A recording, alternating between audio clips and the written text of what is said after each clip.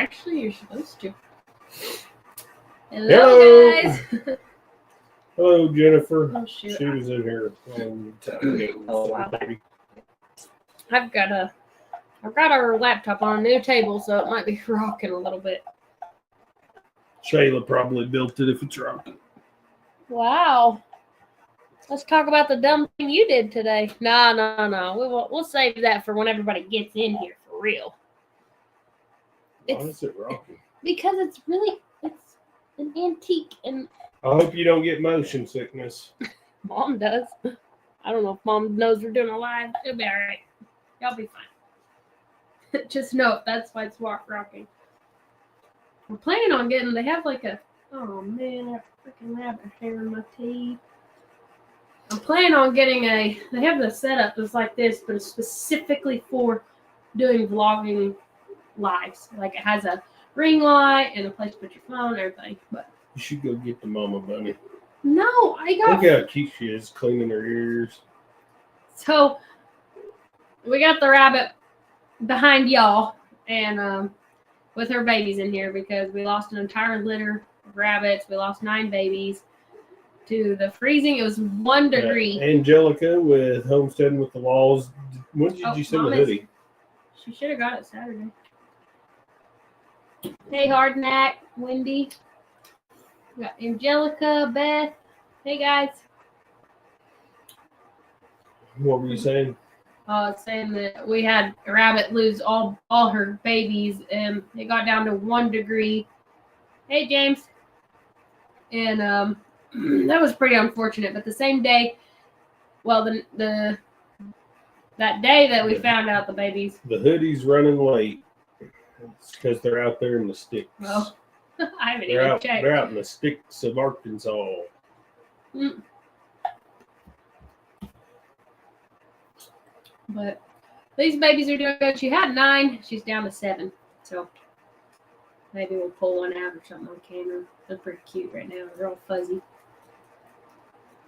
She's eating a leaf right now. Why is there a bunch of leaves? Y'all leave the door open in here? No, they were in that other crate. I tried to put her in that little bitty crate, but she's way too big. So she's in like a Great Dane crate. And as soon as I pull that sucker out, it's going in the dumpster because that thing's a piece of junk. It's serving a purpose right now. Barely. I could build something with chicken wire better than that junk. So, Wendy, I seen that you did like a grocery haul video, and I was curious. Are you a vegan by chance? I seen you had like a lot of lentils and other vegetables, and you said plant-based diet, or are you just doing a diet? Yes, she's a vegan. So what? I'm not. I mean, share with us what you want. But out of curiosity, what makes you choose the vegan diet? Rabbits, I keep straw or prairie grass in the coop. Yeah. I mean, like I'm kind of a carnivore diet, but I mean, I've been really bad on it about the last 10 days. But you know, like I hear doctors from the vegan side of it say that it's better for you and that meat's cancerous and all this stuff. And then you hear carnivore doctors and they say the exact opposite. I mean, I don't think anything would ever change me from having meat in my diet, but okay. Stinks. I thought you could still eat like lamb, or there was something you could eat because my friend Rachel. Yeah, I thought you could eat chicken, fish, and lamb. I think sometimes allergies more severe for some people. Yeah. Like sometimes people can't have pork, but some people say they can have pork. Yeah, that alpha gal thing is scary.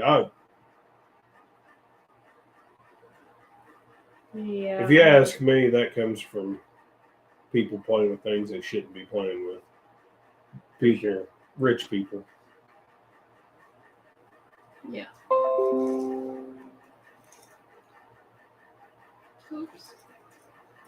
Can't eat gluten, processed foods, no meat or dairy. Man, I don't know what I'd do if I had to do a shift like that. What kind of like? I mean, you don't have to answer if you don't want to, but like, what kind of side effects does somebody see? Like, if you were to eat a hamburger or something like that, like what does it do? Is it like an instant, really bad reaction, or is it just like you notice you don't feel well, and like you notice by eliminating things that's what you had, or like how does somebody go through figuring that out?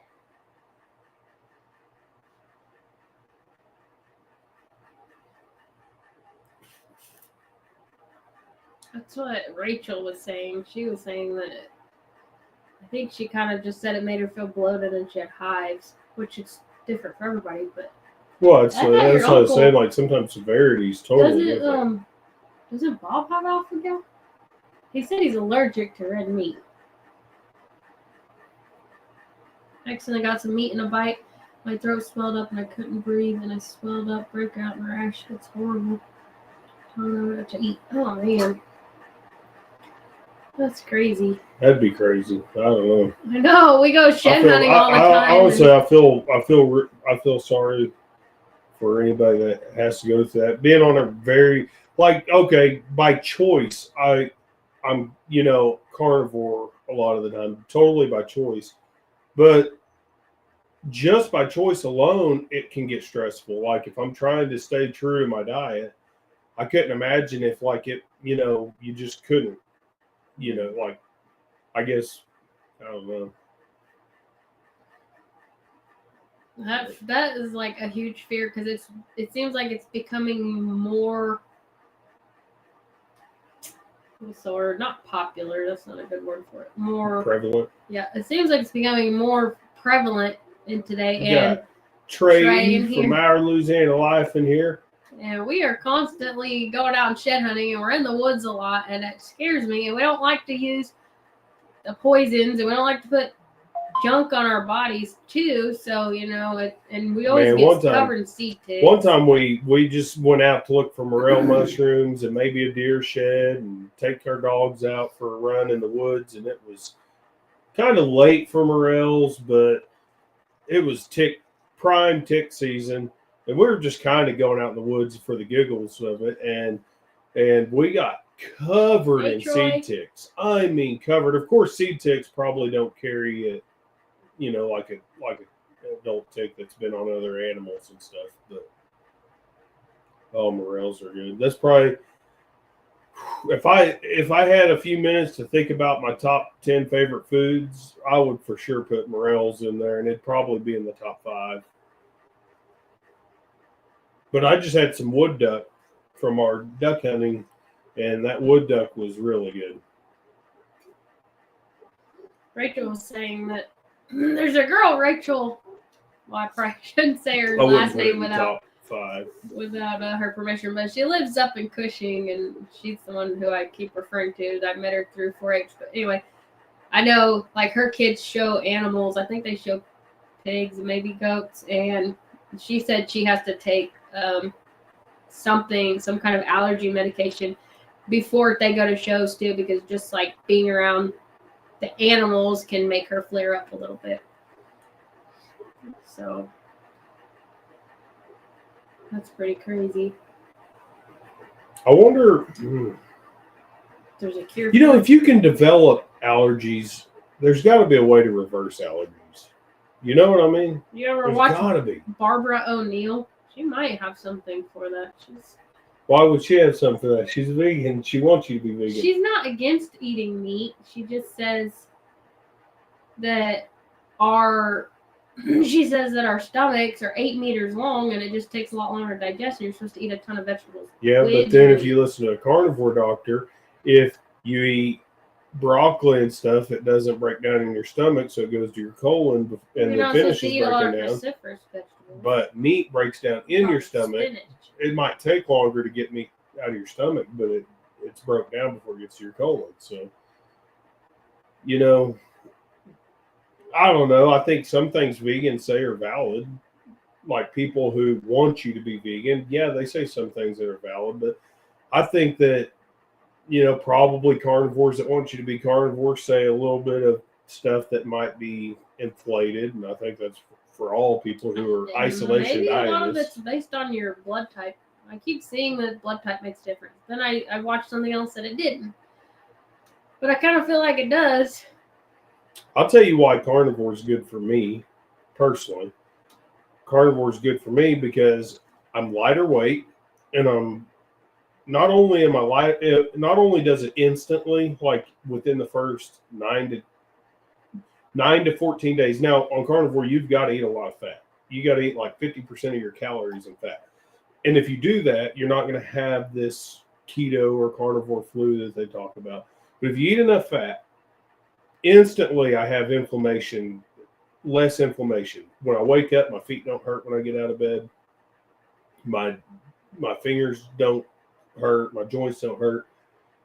But then I lose weight pretty quickly, and I maintain a healthier weight. Easy. I can eat whatever I want, and I maintain a healthy weight. But what's funny about you saying as that far as carnivore diet is that his blood type, it says he should be basically carnivore. It says he's supposed to eat meat. I don't feel the same way when I eat most of the meat. I feel better when I eat the carbs. She's never gone carnivore though. I did too when we moved in Carnivore here. with a bowl of popcorn every night. Are you just here to talk crap on me all night in front of everybody? Mm-hmm. I did. 4 years ago we moved in with you. Mm-hmm. I did lose weight, but I don't know. I think I have a dairy allergy, so I'm about to do this whole 30 deal where you eliminate. I could eliminate dairy before I everything. could meat if I was intentionally like I was. Whole But 30 dairy's is pretty not. hard too. Whole 30 is meat, veggies, and fruit. You eliminate your dairy, your legumes, your grains, sugar, and alcohol. I think that's it. You just do it for 30 days, and then you incorporate it back to see what's causing flare-ups and stuff. Some friends come over try to help me on the farm. I feed them vegan, and they say they enjoy it, and I've asked for recipes. Say they don't feel heavy. So the tip gave me Rickettsia rickettsii, and bacteria and parasites. I fight to stay alive and hydrated. I have a lot of crazy symptoms. Dairy is not good. Bless you. Go to Italy or other countries. Yeah. I don't know. The Bible says the land of milk and honey.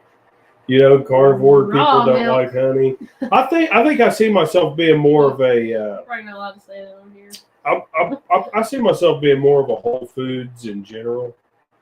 Trey, what blood type are you? Leaning carnivore, ketosis kind of diet, but Whole Foods like if I was going to be a very staunch diet, on a very staunch diet, I think that my cheats would be like sourdough bread, not grocery store bread and stuff like that. Yeah, man, I don't know. See, Wendy, you said parasites, and that's got me kind of down that whole detoxing. I wonder if anybody has a detox out there that could help with something like that. And I know you're in that same mindset. I know you've probably thought about it and been down that rabbit hole, but I wonder if there's just something somewhere somebody has figured out. And anybody that figures anything out like that, boy, they have a hard time getting that information out.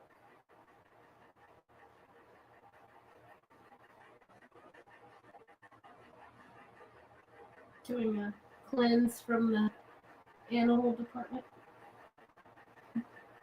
From the feed store. Do what? Oh. I said a feed store cleanse. Yeah.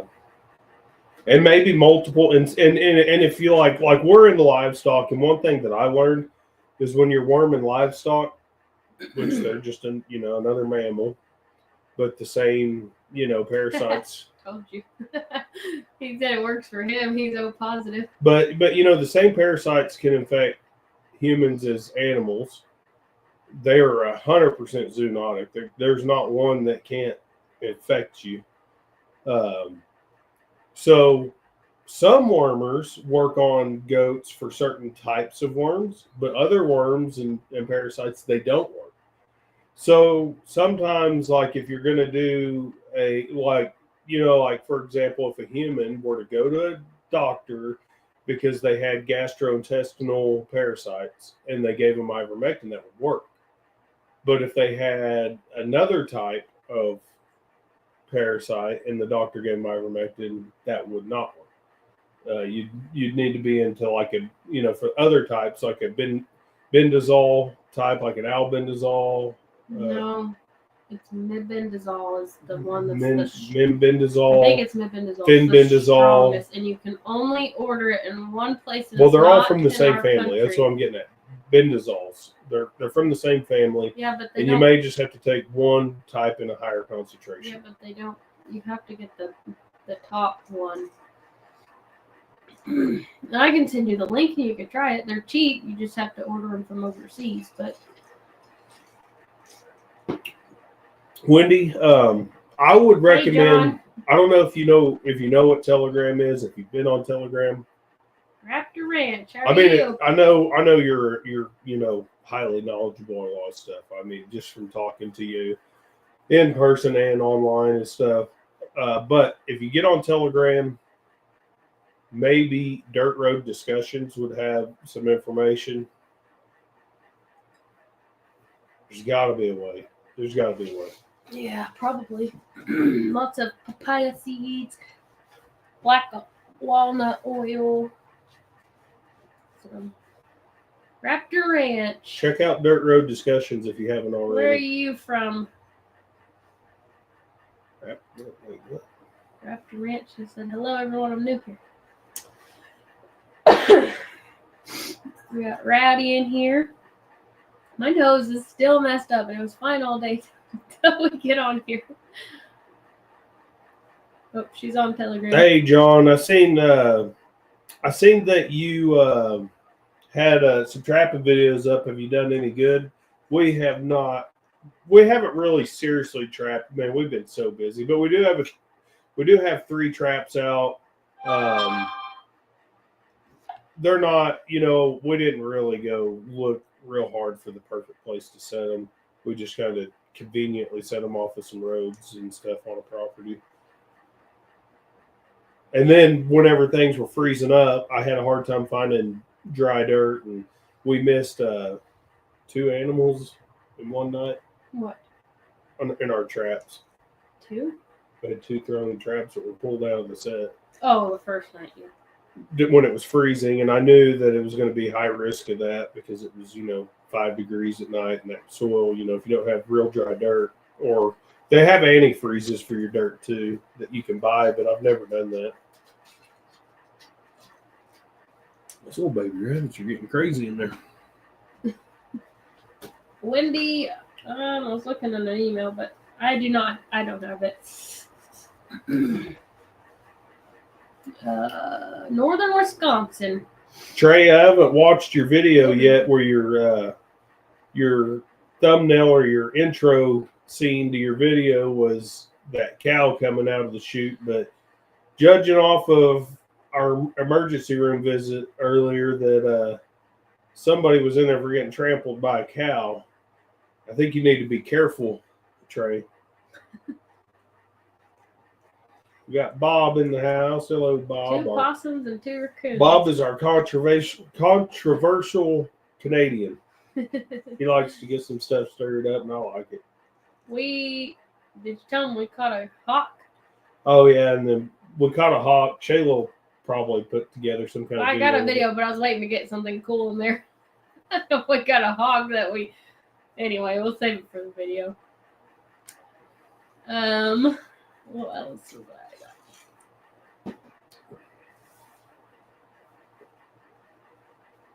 I'm getting better at making videos with music now.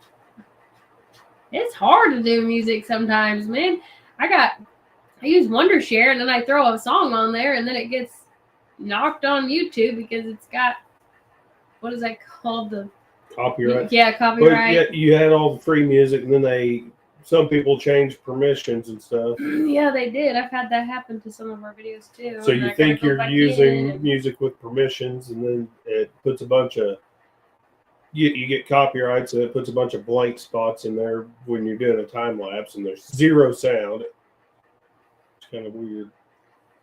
He said not controversial at all. Well, Bob, I like a lot of what Trump's done, but I'll tell you what I don't like. I don't like how people are worshiping at Trump's feet over what he's done. I mean, it's borderline man worship. There's a great YouTube video or YouTube channel called the 3 of 7 Project. You gotta like read the question because I was so lost on why you started. Well, if I that. say "Hey Bob," then that's when everybody's cue is to go read his question. Just But okay, speaking of controversy, how do you like Trump's first week? Well, okay, some people are. I like a listening. lot.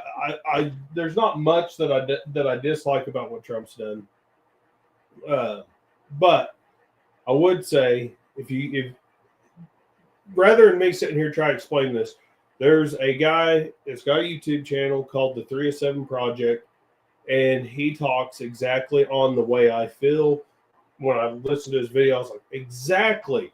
You know, it's like, okay, cool, your political candidate is doing some stuff you like, but it's borderline man worship, the way people are acting about Trump.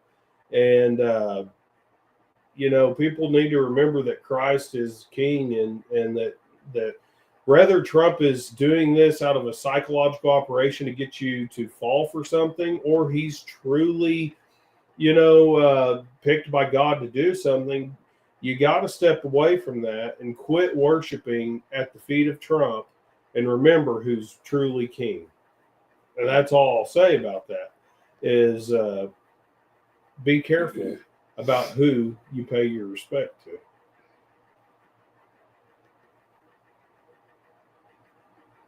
Honestly, Bob, as far as his cabinet picks, I haven't really paid much attention. I know like a few things, you know, RFK Jr. I like him for his Hey, Lori. for his medical and his health stances.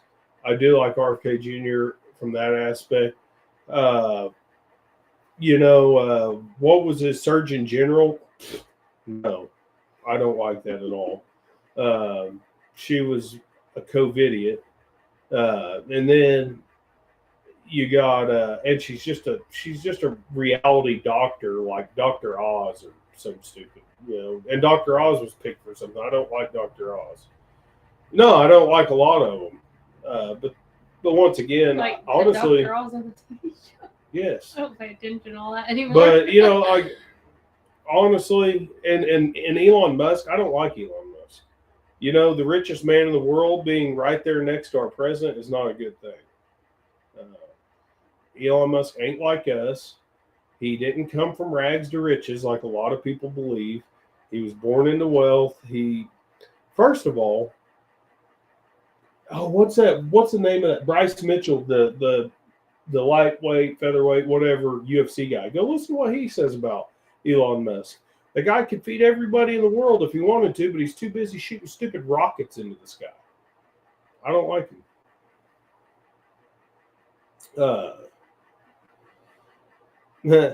Bob, I mean, I can't disagree, but yeah. Here's the deal. Shut down the border. Awesome. Love it. Should have been done a long time ago. There's only 2 genders. Love it.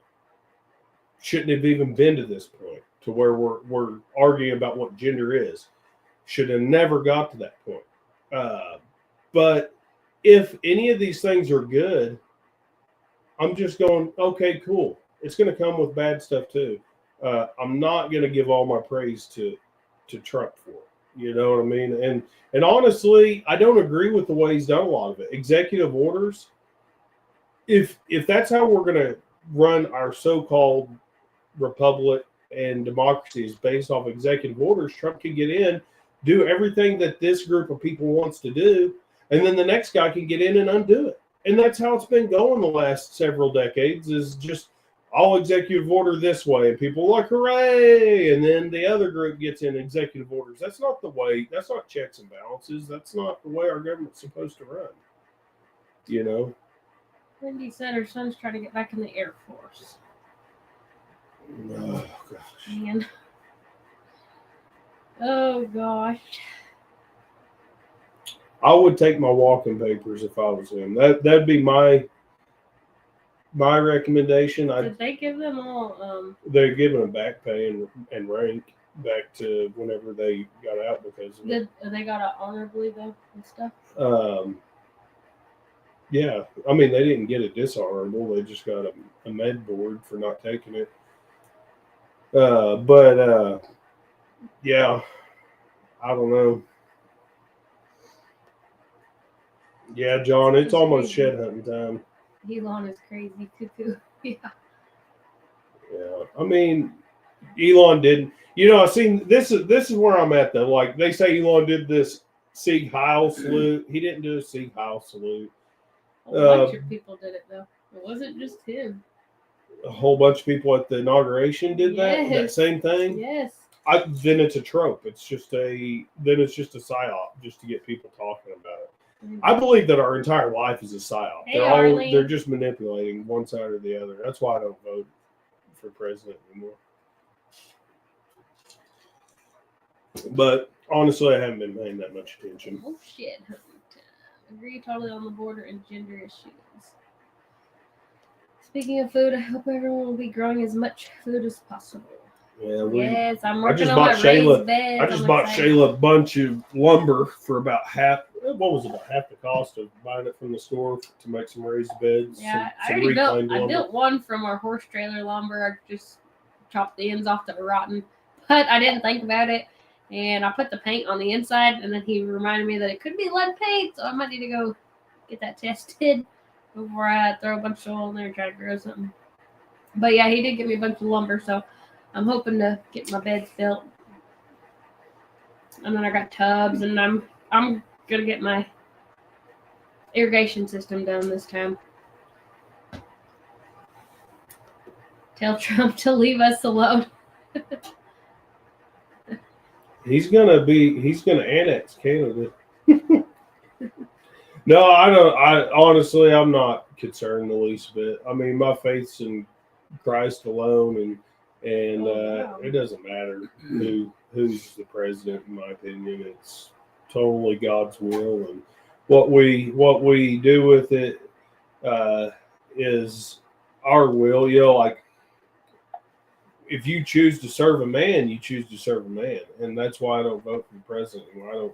I don't vote because they're not my authority. God's my authority. Yahweh, Yeshua, the flesh of God. That's my authority, not the president of the United States. So I just have stopped participating in it.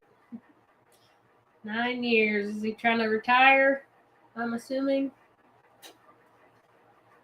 Tell him to, if he goes back in, to be making sure he goes in for every little cut, scrape, injury, and everything, so he can get his disability when he does get out. Yeah. Yes, he did, Dakota. I don't know. I think he's just mentally. I think that Elon Musk is just mentally challenged. I didn't see where anybody else had done that. I'd have to see that. Maybe if I seen other people do it, and I think. But then again, Elon Musk is a troll. You know, he likes to just cause drama. I think that's the whole reason he's there, is for drama. Building out of pallets. Josh only have a bunch of pallets that they're throwing out. Might be most of what we've taken. Most of the good ones. Pretty bad, but I could make some small ones though. I bet. I should go get some smaller ones because I still want to make some little ones for different areas. Yeah. See, Wendy, that's exactly where I'm at. You know, if something good comes out of Trump and it benefits me, then so be it. But you know, I'm not going to praise him. I'm just not going to. My knee will not bow for a man. It just won't. It wouldn't be surprising. I that's what they say, but what I mean is I don't know. He's just. I think he's very intentional with his trolling. I don't think it's by accident. I think he's childish, if you will. I think Elon Musk is childish.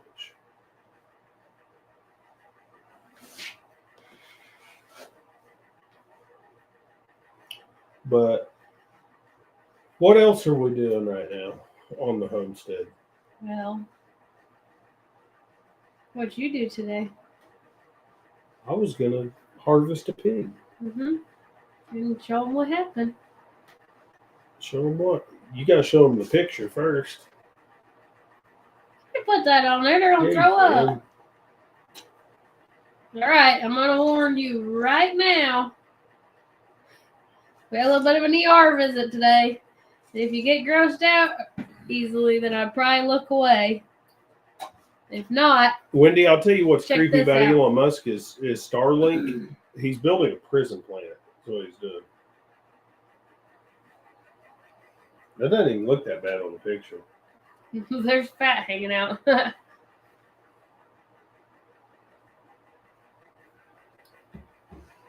All right, you guys can look. Exactly. What's the name of them at being in US Odyssey? That's Bethany, be in. yes, but exactly. Different puppets, same strings. I totally agree. I don't think that and pun intended. I don't think that Trump doesn't come with strings attached. There's no way. I'm sending no pictures. Bob, our 6, 8, and 11-year-old sat right there and watched them stitch up the whole thing. Got it up close and everything. We gotta toughen you up. YouTube world, and I'm here listening. We need to bring Bob down here. Camping cage free. I'm not sure I've heard that one before. They must be new around here. Yeah, that's the one I was saying. Different pun. And I said pun intended. I don't think truck comes without strings attached. There's something. Somebody's got hold of them. Yeah, don't do that. Yeah, I'm so ADD. I can literally do like 3 things at once and think about something else. Like my hands are doing something and I'm thinking about something else and what I need over here. And I honestly don't even remember what I was thinking about, but my mind was somewhere else. I'm sharpening a knife and I come off the whetstone and caught the corner of it. And apparently I had it pretty sharp. Yeah. Just after a couple weeks ago, he was chewing me out for not wearing gloves, holding metal. But see, here's the thing. If you don't wear gloves, you tend to be a lot more careful. And your hands just callous over so much that you don't need them. But hopefully nothing happens to me. But what did he mean by camping cage free? What did he wounding YouTube world? And I'm here listening. Wounding. Was he talking about the wound on my hand? Rounding. I don't know. Maybe it's W by R. Anyways, camping cage free. So I take it you got a camping channel. You do like bushcrafting and stuff like that. I hate that you can't go to people's channels on this thing. Be careful. Duh. Ew, Bob, we're going to bring you down here and let you help us process a man. Bob, you can come out here. We'll have soon. We're going to have a bunch of pigs on this farm, a bunch of piglets that are going to need castration, and you come out and help. You can hold some down, and then you can run the knife on some. My sister, I sent a picture. She said she about passed out. I told her, well, the best way to get over it is just to look at it more, I guess. Yeah. It was stupid. I was so mad at myself. I cut myself. I got stuff I need to be doing. I got to build a daggone gate. These stupid commercially available gates are falling apart, and I got to get a real gate built. And I totally had plans. We got this one pasture pig that won't go. We need to get her put up so that we can get some projects done and be able to get them feed during the winter and stuff. Like during the summer, our pasture pigs, I love them running around. They turn the cow patties. We never have cow patties around in the summer because the pigs turn them to get the grubs and the beetles and stuff, and the beetles are doing their thing, and it's very efficient. They help break it down for the pasture and stuff. Awesome. But in the winter, I need them put away so that we can do chores without them screaming and following, and they need to eat. They need supplemented in the winter. We got one that's over here getting into our bulk feed. Being a hassle, she's super cute little pig, and if somebody wanted to buy her, I would catch her up and sell her. I'd rather her go to somebody that wants to use her on their pasture. But I was like, I'm gonna harvest that pig. We're gonna harvest her. I'm gonna hang her overnight. Tomorrow we'll get her prepped and we'll put her on the smoker and we'll have some good pasture raised, acorn fed pork.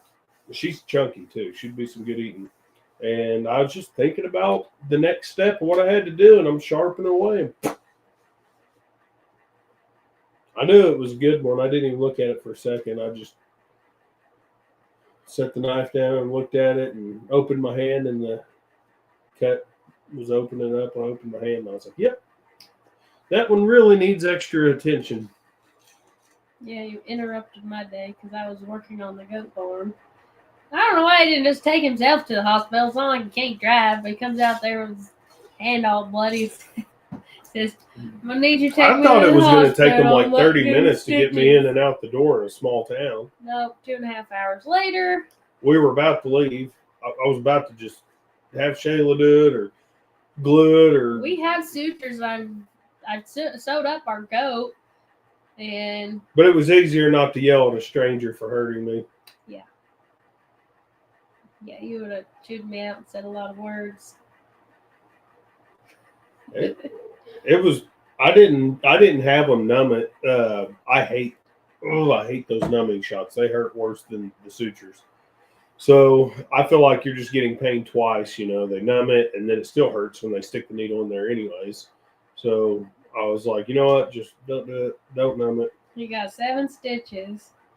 And they got more. This one. Gradually more painful each stitch. This didn't hurt at all. Looks like you cut your whole. The first off. 3 didn't hurt like really at all. The last 4 started to sting. The last one, they said that like it's based off of like your feel sensation. So like your because you're getting closer to your nerve. Your nerves are just loaded up here so that you can tell the texture and the grip you have and all that stuff for your finesse. So that's why that one got the most painful. That last one was pretty bad. I cut the very tip of my thumb off before. I did that on my finger right here when I was a kid. Chopped the tip off. I figured Paul Case would come in here and have a good laugh about it. Yeah. Somebody needs to. Hey, Josh. Hope you're well, senior. Yeah, I posted on Facebook. Hello, camping cage tree. That's Mom. No way. Bob, how are you going to survive if things hit the fan and you got to eat? You got to be able to harvest your own food. I mean, you don't necessarily have to castrate them to eat them. But... Well, I said he needs to come down here and help us. But if you can't castrate them, how are you going to process them? Yeah. I'm subscribed to that channel. I'll tell you what, though. Do what? She said she's subscribed to that channel. Camping cage free. I'm a farmer. Well, I'm gonna have to. Do you? So you got videos up? Look them up really quick. I'm gonna look right now. Wow. Oh, the comments took off. Yeah, we're getting behind. Can I just show up for dinner after all the violence is over? Oh, Bob, don't say it's violence. Hey, I seen this guy that was doing Be a Vegan live on YouTube, and he was calling people murderers and violent and all this stuff for eating meat. And don't use the word violent. You sound so left-leaning. It's actually quick and simple. Do you? I tell you what, it's less violent than when a bobcat catches a rabbit and plays with it. I don't play with them. I usually like them to die as peacefully and quickly as possible. Yeah, man, you gotta I watch would those feel videos. I have dispatched animals and it not gone well, and I feel absolutely bad when that happens. Like everything I do has a lot of compassion behind it. I feel like I guarantee you this: two scenarios. If crap hits the fan, I'm not saying you can't survive off plants alone, but it's going to be a whole lot harder than surviving off animals. You're gonna have to have nuts, and those are harder to find. Yeah, you got to have amino acids. Like you're going to have beans of types, which are subject to crop failure. And boy, oh boy, oh boy, could you? I mean, you couldn't sustain the entire population off of plants alone. You just couldn't. Animals are nutrient dense. We're meant to eat them. He said, I'll come to your house. We're going to put you to work if you do that. That's what I tell my family. They all think like that. They all, so, you can come to my house, but you're going to have to do the work. I'll restate it. Can I come over after all the yucky stuff is gone? It's not that bad once you do it a few times. Oh, yeah. What was that? Camping cage free? I'm not going to say it's not sad. It's always saddening, but I'd like to. But you need to go. I'd like to like if we're going to farm and sell direct to the consumer, I've got this idea, and some people say it won't work. Say there's some legality issues with it, but I want to have my farm under one LLC and have a meat processing business under another LLC. That way I could be in control over the quality of the animal's life, the quality of the dispatch, and never have to stress them out and take them off the farm. Like if you go to harvest a pig, a sheep, a cow, whatever it is on the farm, you can literally dispatch them and they don't have the stress of being loaded up and panicking. An animal does get nervous. You load them up, they don't know why, unless they're loaded and driven all the time, they have no clue. Then you take them to a place where lots of animals have been dispatched. They can smell the blood and stuff. They do get, they do have some sort of anxiety about it. And if I had my way, like my perfect scenario would be raising the animal on the farm in the best, most ethical way that I possibly can, and then harvesting the animal on the farm. That way it really has no idea that it's in any kind of danger. No, my dream one day is to own a bus and drive people around to these feedlots and these chicken barns and the pig barns and let you, not even the visuals, just to let you smell it. I want you to smell these places, go look at it, and then you need to watch the videos on how they handle these animals. I watch them. A lot of times they'll gut them open before the animal's even dead. Sometimes they'll nick their neck, and as they're putting out, they'll just gut I've seen them. some of these It's big bad. packing plants, like, commercial packing plants for hog slaughter and stuff. And I've seen them, they hit them with those bolt guns, and the pig's still alive and running around, and Other countries too. Remember when we were watching them? I mean, I eat it. I'm guilty as charged. I eat from the grocery store. I can't even afford to produce all my food right now for myself. I'm eating way more produced for myself or harvested from the wild than I ever have. But guilty as charged. I eat from commercial slaughterhouses and commercial farms. I'm not saying that you're a bad person if you do, but no. But the point is not to bash what we do. But any steps that you could take to get away from it, I feel like are just great. I mean, it's better for your health. It's better for our stewardship of what God's given us. Honestly. Yeah. And what did Sam say that? I think it was Gate or no Joel Salden. He was saying Joel Salden says. What did he say about getting godlike results? How did that go? The saying. I don't remember. Like a Dory brain over here. But anyways, basically, I'm not gonna be able to repeat it in like the catchy word phrase that Joel Salden used off the top of my head, but like you got to trust in God to get godlike results. Like we're so small brained. Like people say, oh, we have to farm like this to feed the masses. Well, yeah, in the current structure we do because we've already gone this far down the road.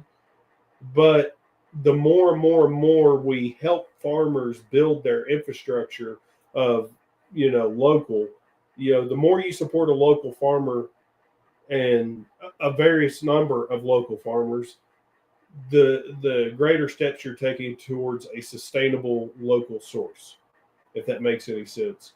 And if you had everybody out there that has 10 to a few hundred acres that was selling direct to consumer, rather that person had 10 acres was running a small hog operation and was putting 30 or 40 hogs out there a year, or the person that had 1,000 acres was selling 100 head of cattle directly to consumers every year, and they had good results with it, they would keep doing it. They would keep doing it. And if they had more customers, their prices would go down to reflect something similar to what you're getting from the stores.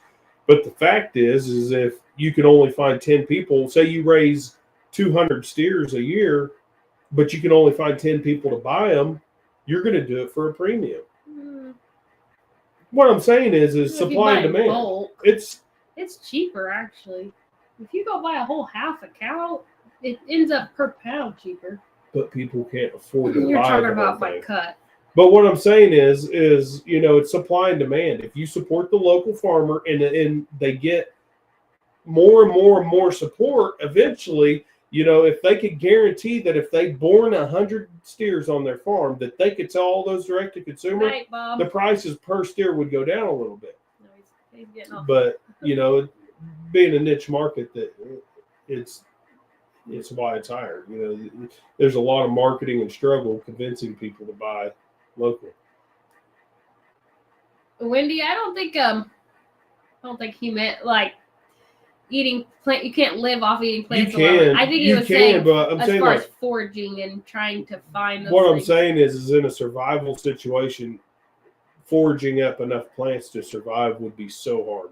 Well, I don't even think it would be hard. I think the problem is that most people don't have the knowledge of what plants they can and cannot eat. I'm sure there's some greenery that's higher in lysine. Like some greens that you can eat in the wild are higher in lysine than others. And we didn't know. He told me dandelions were poisonous when our kids were eating them when he was a kid. Come to find out, I just had dandelion tea. Come to find out, it's like a super food. She just repeats that all the time. I think it's funny, but seriously though, there's plantain all over the ground. How many of you guys actually know what plantain is and does? Do you know what pepperweed is? It's a banana. Nope. It's not. It's actually a pulling plant. So if you have a bee sting, you can chew the plant up, the leaf up, put it on your bee sting, and it'll pull all it out. Oh, and to beat a dead horse, on the regenerative or the local farming and ranching, chicken's pretty cheap from the store. But that's given that for years they've been killing millions of birds because of bird flu or whatever. Millions of birds. If one bird dies, they call in the USDA and they come in there and they go, "Oh my gosh, it is bird flu," and they crank it. What they do is they go in there with heaters, propane heaters, and they crank up the heat until the chickens have a heat stroke. That's how they mass euthanize birds at poultry farms. But what's interesting about that is people who raise them on pasture, they don't get bird flu. It doesn't happen. It hasn't happened. It doesn't exist. Unless, of course, they do something nefarious to make it happen, which is always a possibility. But so how cheap is farming on a mass scale? like eventually, Hey, I'm Keith. sure they've got insurance that's paying this, but how expensive is insurance getting? If they keep having to pay out for millions of birds, how expensive is the insurance getting? Eventually, how is that sustainable? And I think that's the goal ultimately, is to make farming seem unsustainable. People should be raising their own chickens. Well, I don't know. You get so many roosters. You better get a dual-purpose bird, because them stupid Cornish birds. No, I would never. I hate Cornish, but those aren't hair. Those are. I don't like anyway. But and it's hard for farmers to raise birds to get them processed, because who wants to sit there and process a bunch of chickens for $1 or $2? They're not. They have to charge an amount that makes it worth it to process a bunch of chickens. I know it's a small animal, but I really encourage people. One reason we're getting into the rabbits, and we're going to try to get better about filming rabbits and stuff, and we said we were going to do it. One reason we're getting into rabbits is because they have about the same nutritional value as a chicken, and I feel like I could raise rabbits without a feed store if I had to. Chickens would be hard. Chickens need a lot more lysine. In the summer, it's fine. It'd be hard to raise chickens on nothing but greens. There's like 4,000 times the. They wouldn't thrive on greens. They'd probably get through a winter, but they wouldn't thrive. You can feed them meat. They're an omnivore, Shayla. They don't. I just said feed them meat. Well, what if you don't have meat? What if you're relying on your chickens to make you eggs and meat, and you don't have meat? Feed them back the chickens or the eggs. I wouldn't. Oh, maybe eggs. I think chickens but like. That's a negative though. That's like a net negative. Like that's like trying to use a car to generate power to charge its batteries, and like it's like using an electric vehicle to try to charge itself. There's more waste than there is generation. So okay, so start a worm farm or a cricket farm. After crap hits the fan, you're going to start a cricket farm. You're going to trap like 2 crickets and breed them into millions of crickets. No, I have a worm farm already. But thinking ahead here. But like rabbits, I mean, you could literally cut hay in the summer, put it in a feed sack or anywhere that's dry. You don't have to have bales. You could literally cut it down. Or what we did towards winter is we cut with a bag. We never did a video on that, did we? We videoed some of it, but it was chaos. We were trying to get so many things done. But we cut with a bagger on a push mower, cut some grass, and we packed it into a barrel, and we silaged it, and it smells fermented and sweet and nutty and sweet, and it's kind of an interesting smell. I wish I could just put it up to the camera and you could smell it. But, you could ferment your own grass in the summer in barrels or buckets, and there's so many ways, and you could plant your own crops. You could plant microgreens, like she said, or and there's always, you could put them in a tractor like a chicken. But that's the whole reason that we're leaning more into, instead of buying these Cornish crosses and stuff, we're just going to do rabbits for our, it's basically a low-fat white meat, just like chicken. And very similar in taste. Actually, probably more flavor than chicken in a good way. Mm-hmm. They're nothing. If you've ever had a wild rabbit, they're nothing like the wild rabbit. It's night and day. Wild is dark meat. Chicken is more of a white meat. It's totally different. I don't care that much for wild rabbit, but I love me some domestic. Better wake up, Trey. You're fixing to go live here in a minute. It's sad. That bothers me. I really like my chickens. They're so cute. Yeah, you don't want to dig into all how they process animals on the masses. It's awful. I watched it when I was like 13. My best friend's mom, they went all kosher, and a lot of that was kosher's a scam. Well, they did because they watched all these videos, and I watched it. I mean, they were killing these cows. You know how they were gutting the cows without killing them. It was so disgusting. But let me tell you how they do kosher. Kosher's not so like kosher and halal. Halal's the Muslim, kosher's the Jewish thing, but it's real similar. The way they do this on a mass scale is, like the thought is, to show the animal respect and pray over the animal before you process it and stuff. And like on kosher or halal mass scale, what they do is they play a recording of a prayer, so it's not even like a real prayer. The people killing the animals are still doing it in a relatively commercial and brutal fashion. It's like a shortcut to say, hey, we can put this label on this and sell to people and tell them it's kosher or halal. And it's dumb. It's still the same stuff. Zalix. Do you know that channel? Nope. Well, welcome in. Yeah.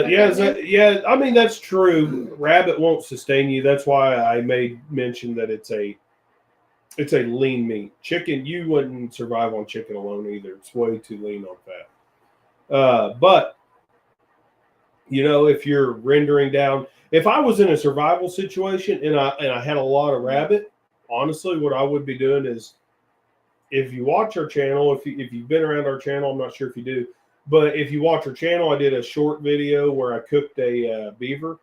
Man, the fat on that stuff is delicious, and there's a ton of fat on beaver. So you could harvest beaver. I don't know what raccoon fat tastes like, but it would be edible if you rendered it. In a survival situation, you're going to do what you have to do. Possum fat would be edible if you rendered it, and even deer fat would be edible rendered down into tallow. It just doesn't have a great texture, and it's not quite as digestible as some. But you could get your fats from other animals. I mean, in a survival situation, yeah, deer fat doesn't taste great, but you wouldn't throw it away. You wouldn't throw deer fat away if you were in a survival situation. I promise you. Grow ducks or pheasants? I love pheasants. But I didn't know they were that fatty. Are they a lot more fatty? Pheasant's not fatty. It's like a game bird. They got like yellow fat, very little. It's like traces. Yeah. Respect is breaking ice for cows to drink while it's freezing right back. Yep. Are you up north? Thankfully, we don't have to break ice too often down here. He's in Wisconsin. We had some cold days, but we didn't have to break ice. I went down there and checked, and you broke it? Levi did, yeah. I went down there, and they were getting water around the edge of the pond. Like last week when it froze for like 3 or 4 days straight, Levi went and broke ice.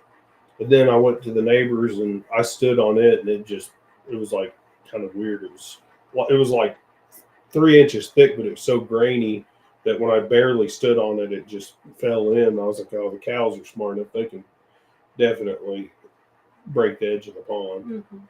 But it was thick. It was crazy. It was the weirdest texture ice I've ever seen. Yeah.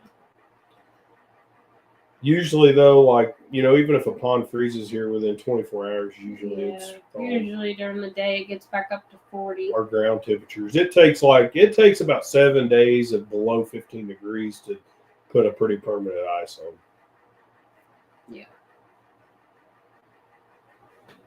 Yeah, someone on Facebook the other day got just rung for. Someone said, "You kill your animals like that," like because they were taking care of their animal, and then they were going to butcher, and they chewed them out for it. Like, she said, "What do you want me to do? Beat it? Shove it in a small cage? Like, it's still gotta be loved on." On Facebook, another homestead posted they posted a screenshot of another. Somebody commented and said how I don't know, you better not pet the animal and stuff like that. How dare you when you're gonna go eat it? What are you looking at? I mean, that's like your personal emotion, but well, I know. And then she said, "What am I supposed to do? Go beat it or lock it in a cage?" Like, bad animal. What do you want? Bad animal. Do? You're about to give your sustenance to me. Bad animal. Like, that's kind of a weird thing. That same day, me and Levi were outside petting the cow, a steer. We're gonna eat him. So he's not far from us. Oh, that other one said they're from. Oh, what part of South? Where at? My parents live in Aurora. Zaylen said that's where you said the pheasant thing. I don't know. Maybe domestic pheasants are a little fattier, but ducks do have a good amount of fat. They'd have to be like if I was going to do. Sorry, I just click on it, jumping around in conversation. Mm-hmm. But Hey, Greg. domestic ducks do have a good amount of fat, but if I'm picking a bird to sustainably do, it'd have to be like a Muscovy, and I would want a pond that's pretty far from my house because they learned that you feed them and they end up on your porch staring at you, and ducks are gross. Yeah. I mean, they're clean in the right kind of environment, but you cage them up, they're like some of the nastiest Cage them, animals. or if they're hanging around your house on your porch. Southwest. Oh yeah, we already read that. Bull, you have been bad. Yep. Like I don't know what she was thinking. I said we're gonna start tagging all vegans from now on. Hey. Or vegans for that not bull, for alpha gal, but vegans for being that weird. bull that ran that lady over that was in the emergency room has been bad. I could see smacking that one before you take it in to get it butchered. No. She actually seemed concerned Why for would it. you not? I mean, I was being kind of nosy trying to listen because I heard like bull, trample. Yeah, we want to know. But she was actually like, I think her daughter was in the emergency room with her. Her granddaughter maybe. And she was concerned and wanted her to go back, and I don't know if she was saying he needed to get to water and feed or what. They were going to take him to slaughter, probably because of the situation that happened. But she was actually still, like, she was in pain, but she was still concerned about the animal, even though it almost killed her. And honestly, hopefully she's doing fine. She sounded like she was in quite a bit of pain. She probably broke a rib or something, hip maybe. I don't know. They took her back for CT scan.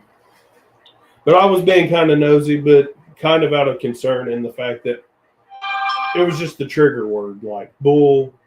I'm like, oh, animals, livestock. Do we need to go help them? Like we we were actually considering like going down there. Like, sorry, we've been nosy, but if you need help, like getting your cows. We weren't necessarily being nosy though. I mean, our door was open. She was hollering.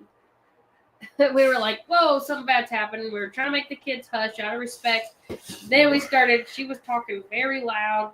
So we were like contemplating, should we go ask them if they need help, like getting their livestock moved back to on pasture? I think they were like, they were in the middle of working animals and stuff. And I think from what I heard, they, like had them corralled up and stuff. But some bovine are better off hamburger because some are.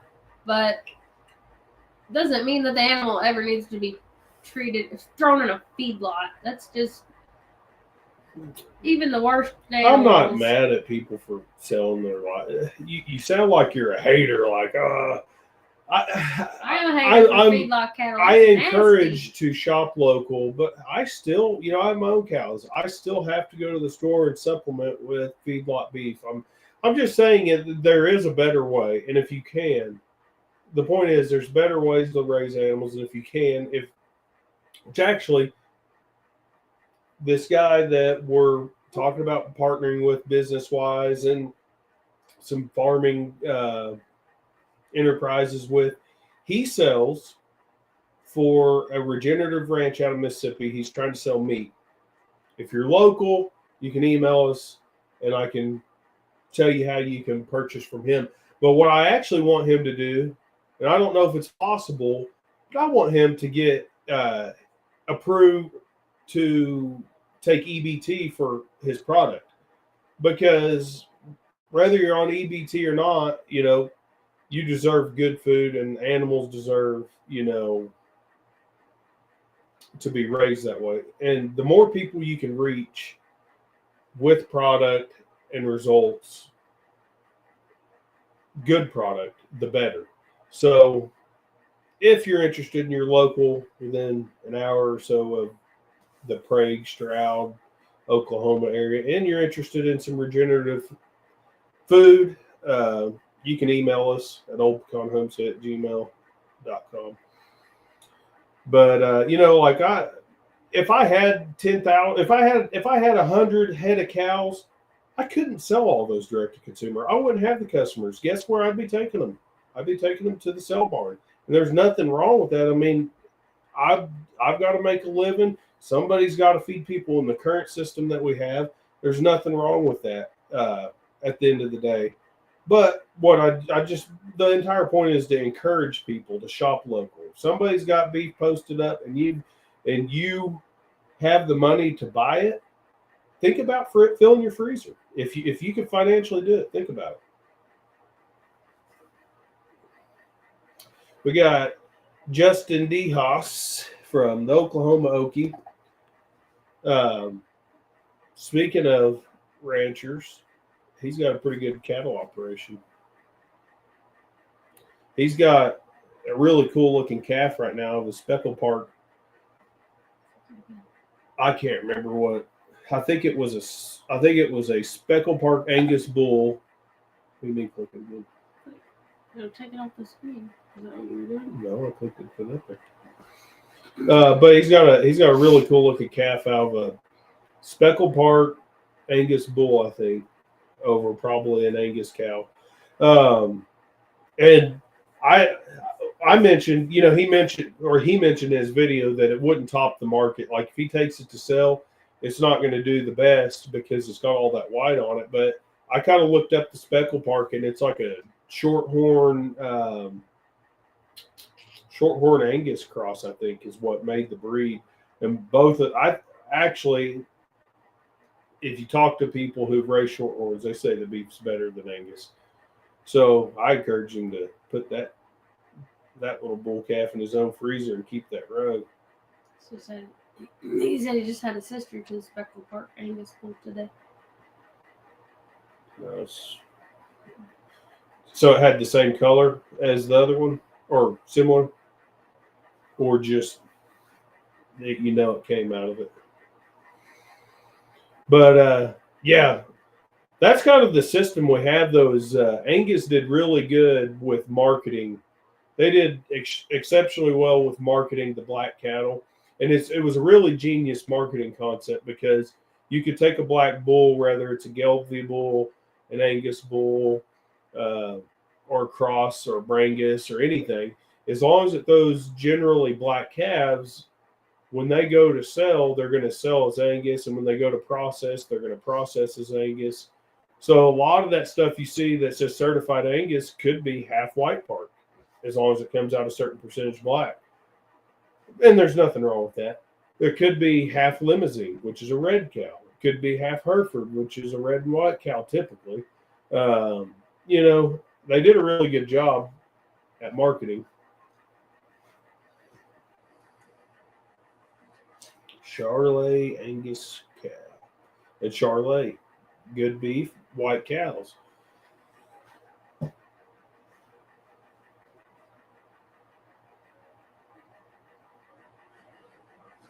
Sorry, I'm reading. You posted it up there. Read out loud. It was out of a Charolais Angus cross cow. This calf has the same white areas mixed with gray instead of black. That'd be really cool. And it's a heifer calf. I'd be wanting to keep it. I like color, but I mean it's not the best for, like I said. The Hereford is bringing top price again. Annie. I like Herefords. They've kind of got a special spot for me. Whenever I just like them. Whenever I was a kid, they had it was certified Hereford beef in the store. It wasn't Angus. It was certified Hereford. That was like the thing then. Seems like whenever I was probably 12, 13 years old, I guess it would have been 20 years ago, the Angus thing really started kicking off. The intersecting homestead with the Morenos. Wyoming. Man, that's a pretty state. But boy, I tell you what, it's cold and the wind blows like Oklahoma. Yeah. Man. Can't do the cold. Justin, have you figured out here I go again. He said that heifer's going to stay around. Have you figured out some of your land situation losing that Enid lease? Was I the one yawning earlier? What Trey was talking about? Now I'm yawning. Camping Cage Free said Angus is his favorite for years, and I like them. Here's what I like about Angus, though, personally, is I like that there are some pretty good grass genetic lines out there, and for me personally, that's what I'd be looking if I was going to get into Angus on a large scale. I'd be looking for grass genetics. What, man? When we were at the vet getting Levi's pigs cut, there was a Angus heifer in there. She didn't do so well. The guy, she was like 700 to 900 pounds. What was she? She was pretty small still. She was probably about a 850, 900 pound heifer. I think that's what he said. But the guy, I guess, knew that he was breeding her. I didn't know that Angus were through big calves. I always heard of them as being smaller calvers typically. Yeah, but he bred it to a red Angus, and he knew that this bull threw big calves. And what did he say the calf weighed? 110 pounds? He said 100 to 105. It was a huge calf. Calf was biggest dead. Calf I've ever seen Mama come was out of a cow. Just about dead. But he knew. But he knew that this bull threw big calves, and I guess he'd had to pull 7 calves already. Yeah, he pulled 3 himself, and then he had the vet. This was the 4th one the vet pulled. I don't think any of them made it actually, but it's pretty sad. Jack's Ranch out of Bentonville, Arkansas has great genetics. Yeah, I think that if you're going to go grass only, you really need to invest in genetics.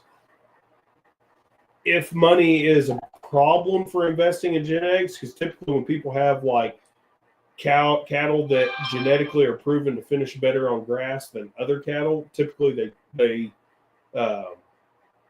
have a premium price. But if a person was going to invest in it but didn't have that kind of capital, I would suggest possibly going with Longhorn, Corianny cross cattle that are a little cheaper. You know, and you can get an Angus Corianny cross cow quite a bit cheaper than an Angus heifer or cow, because they got a little horn on their head or something. Or a little bit of color pattern to them. You can get them quite a bit cheaper, but I would spend, like, if you were going to get into a good size grass finished operation, spend your money on your bull and get you some Corianny or Longhorn influenced cows that already have that good foraging genetic, and then couple it with a bull that has good grass finishing genetics.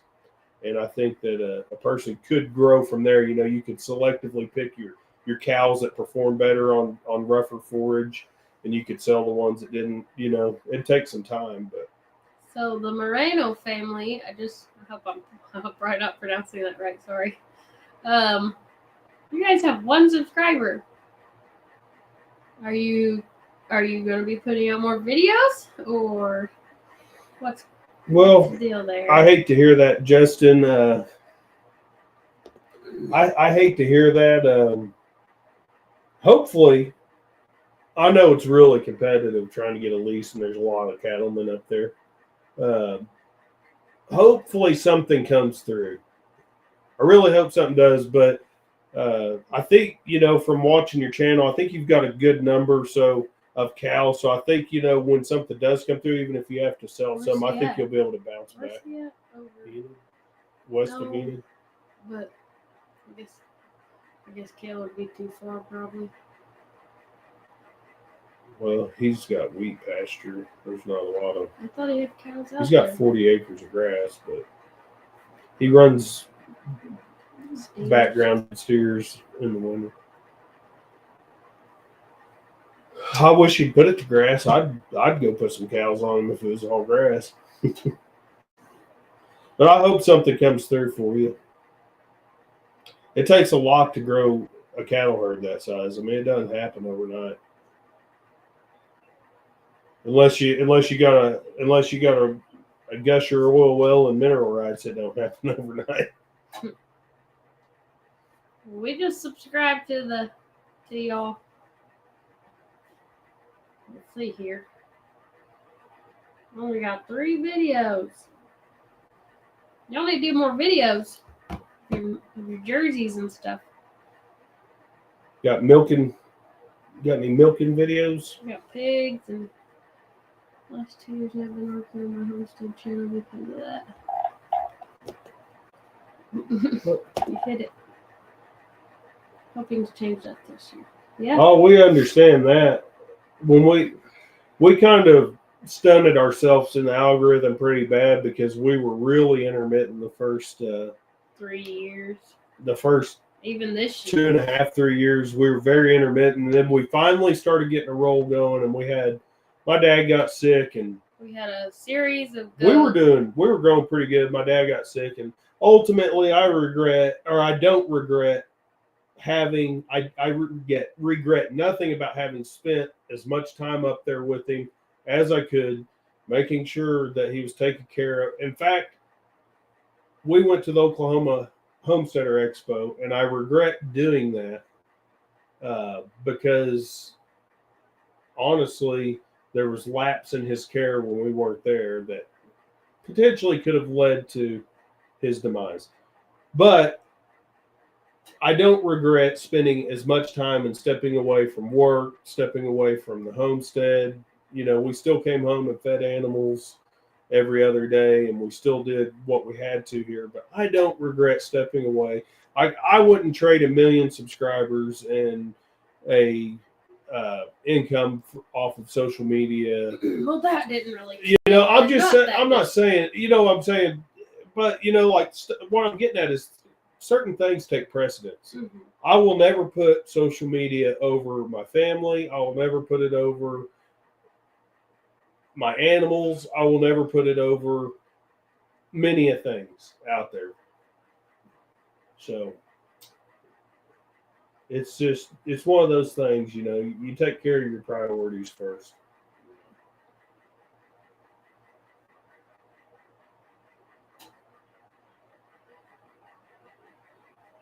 Yeah.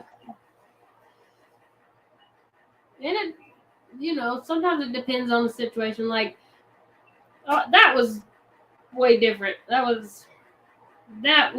We just really needed the break. We had to, but like the first 2 years, there was a lot we didn't film that we should have. It was like we had animals dying, and then it comes to find out everybody has animals dying.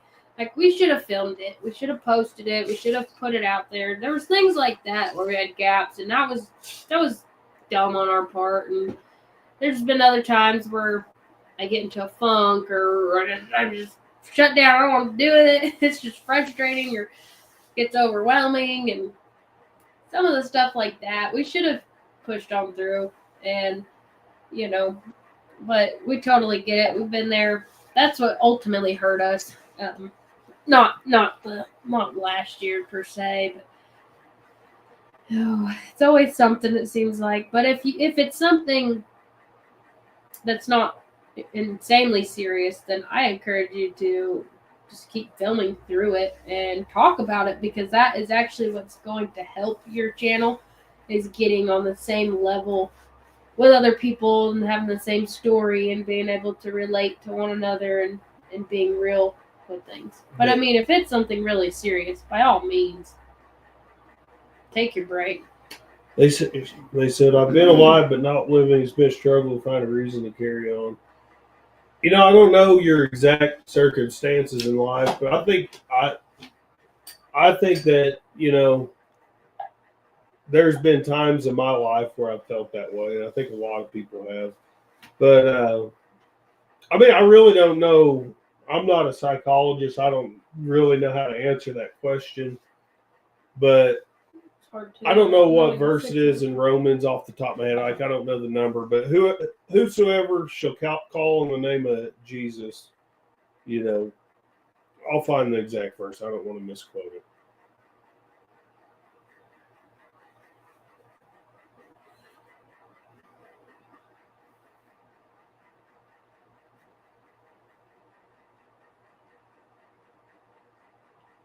You gonna talk to him?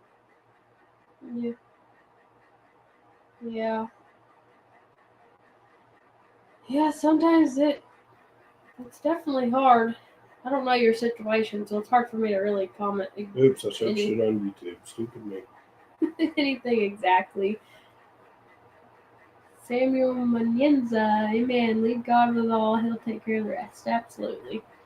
Yeah, I don't know your situation. It's really hard for me to, try to help or give advice or walk you through anything. So Romans 10:13 through 15 is the verse I was talking about.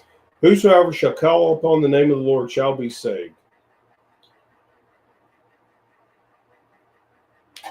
I mean, to me, that's the key.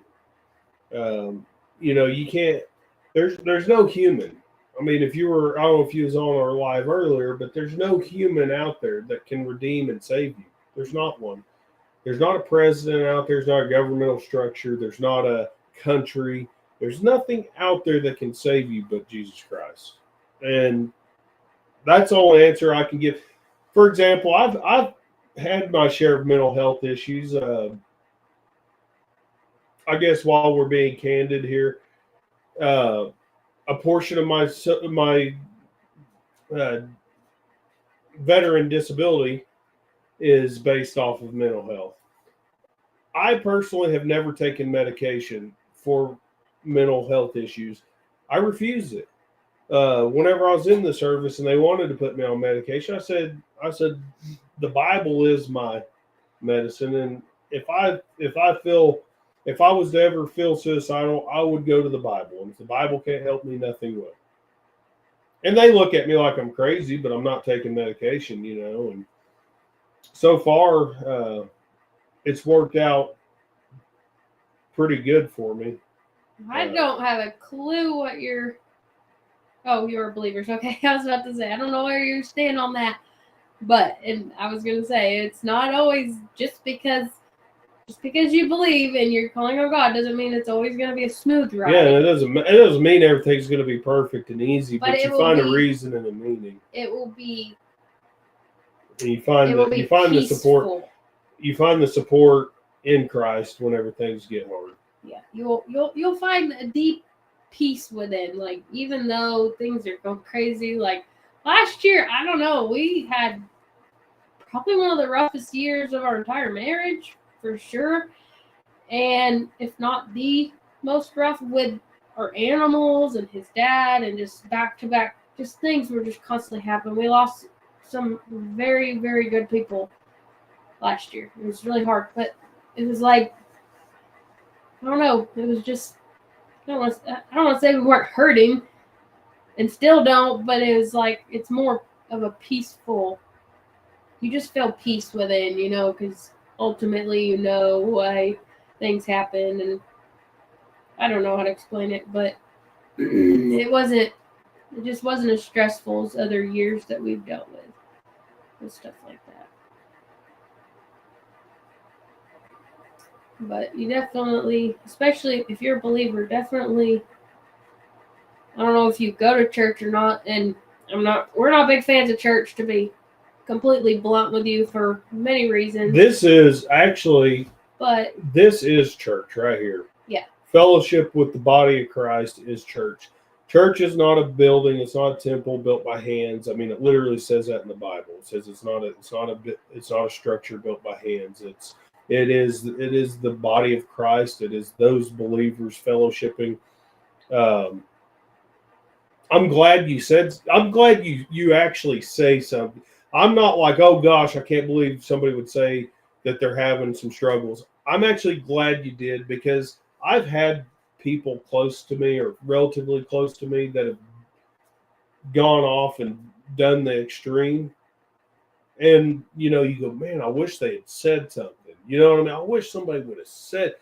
I had a childhood friend that my dad struggled with this quite a bit, because I hadn't seen him in years, but my dad had seen him just before we were going fishing. Like a week before it all went down, had just seen him, had a talk with him, and he told my dad everything was fine, things were going great. When in reality it wasn't. His wife had left him for somebody. He had a bunch of kids with her. And then he goes and a week later murders her and commits suicide. And my dad struggled with that because I was close with the kid growing up. He had gone fishing and hunting with us a bunch. And my dad had just seen him and asked him if everything was fine. And he told him everything was,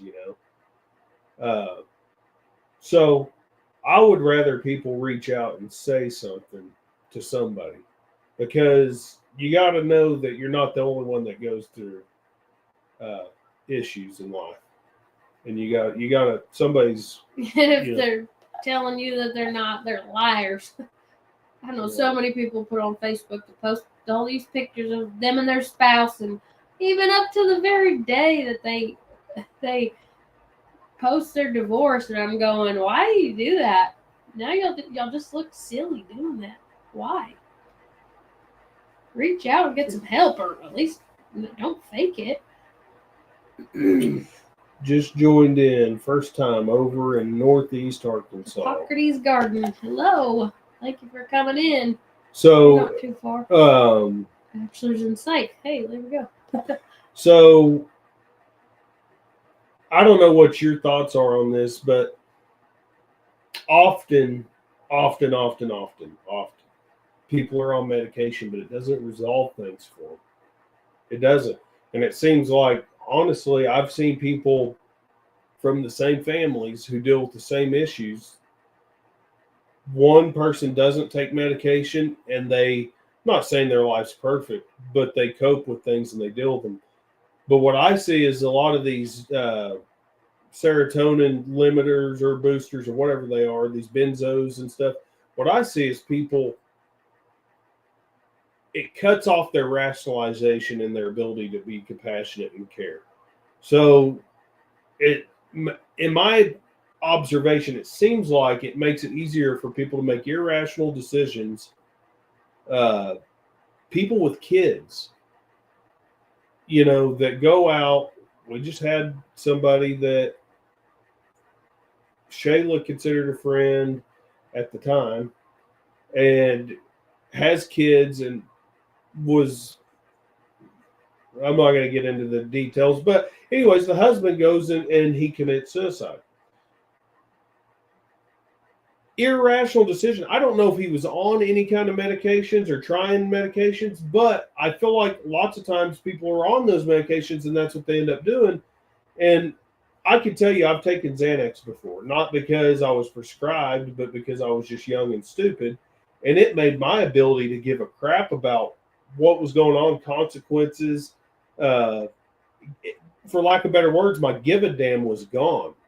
And I feel like if you already have a tendency to have those mental thoughts, by eliminating your rationalization is not a good thing. Oh. What they on the bottom? It can be a short-term buffer to buy some time, but after a while, especially with research and changes to find one that works, it never fixes anything. And this one. And that's what I've noticed. My mom often says, I wish I could cry, but the medication will let me. I have a good friend here that her sister said the exact same thing. She said sometimes it's like when her daughter comes in the room and she's asking her questions or crying, she just has no feeling and can't even recognize. Isn't that a scary thought? Yeah. That's very scary. Mom was the first committed when I was like an early teen. It's a scary thought. It really is. Yeah. Oh, and then, so here's something else is like these benzos. So our pineal gland, somewhere right here, also known as your third eye. The eye of Providence. Your pineal gland is very important spiritually, I believe. And I'm not saying I believe that in a weird way, like where I'm trying to access it to worship demons or other beings and entities. What I'm getting at is the Bible talks about being childlike. Imagine your imagination when you're a kid. That's because you have access to DMT, higher levels of DMT that's in your pineal gland. You have access to higher levels of it as a kid. By taking these benzos, it forms crystals in that pineal gland. So it damages your pineal gland, forms crystals in there, and then we live in this world where what are we surrounded with all the time? Well, I hope this doesn't get us a channel strike, but we're surrounded with electromagnetic radiation constantly. What does radio frequencies do? What's it do when you take a crystal glass and you rub the rim? The resonance of the crystal.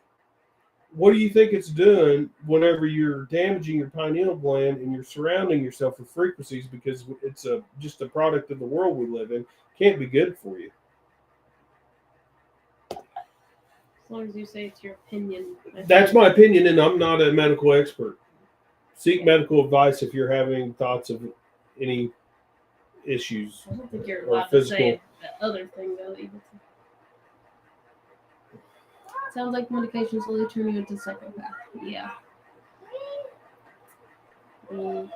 Whoa, the eye of providence. Whoa, I was just talking about your third eye. I thought you were talking about what I was saying. No, I read. He's kind of sketchy. Oh. He's kind of sketchy. He's got the Illuminati all-seeing eye. You have to be on Babylon. Beyond Babylon, because you will be removed beyond Babylon for certain things. Having watched family, I've developed what works for me as non-pharmacological antidepressants, but sometimes life doesn't really allow much use, mainly hard physical labor, sunlight. I agree with that. Ooh, that's what the eye of providence is? It is the all-seeing eye. It's kind of weird that happened. Who are you? Who sent you? That is so weird. Hang on. I have some likely odd thoughts on some mental health issues. Imagine if everyone was level all the time, never any wild fluctuations. Most really inspirational art comes from one of the edges. I agree with that a lot. Hang on, boys. This whole conversation is taking a oddly interesting turn. Whoa, we've never spun off this. We don't have a healthcare system. It's a sick care system. It's a sick care system. That's for sure. But yeah, Johnny's in here. Johnny. I was just about to say we're getting off here, but we've been kind of talking about mental health and stuff. I don't know how we got on. Well, we got on that because somebody had said that they kind of had some struggles in life, and we were talking kind of along the lines of I think everybody does. Where's that channel at? I want to look at it. Yeah, I like Hippocrates Garden. Hippocrates. Right? I don't know. It's okay, guys. I only I'm got gonna called look in that here one up because the and word check it out. pineal gland was used and the Illuminati algorithm alerted me to it. Oh. What do you say?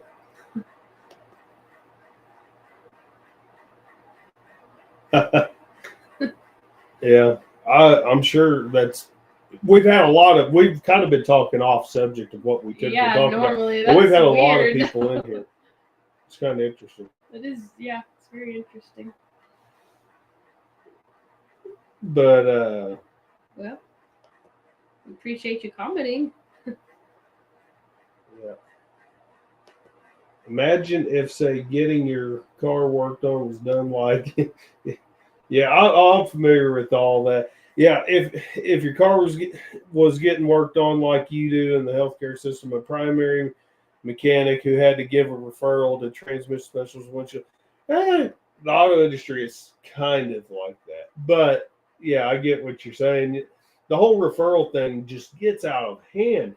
Imagine what makes it worse is I'm on I'm on VA disability, so Shayla and them, they get pretty decent care. Like they can go to their own doctor. But anytime I want to go to my own doctor, I have to get a referral from the VA.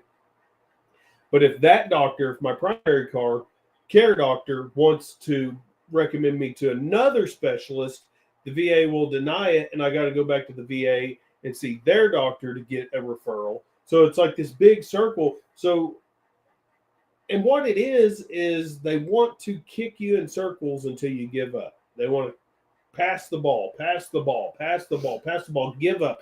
It's cheaper for you to die and get off their dime than it is to fix you. That's what it is. He said, just jokes, guys. Don't worry, I don't normally random person with an interesting name and picture. Are you a Freemason? Out of curiosity. I can't find the channel. Hey, Nick, how are you? Yep, that's right, Johnny. It's a joke. And what sucks is when you really need to get something taken care of, it just wears you out. Like when you got stuff going on at home, you got to go feed your cows. You got to do this. You got to do that. You can't be driving 2 hours to a specialist to then have that specialist tell you that you need a different specialist, and then drive an hour and a half to that specialist. It just, boy, I could go for another hour talking about all that. All the documentation fit on one side of a note card. All the rest with the doctor, hospital, reimbursement. Where are you from? Arkansas. Did he say? Oh, Arkansas. Northeast Arkansas. And the other thing is if it's a healthcare system, why is dental not included? Your dental health is more important. Honestly, it's more important than what most people like. All this crap that people go to the doctor for.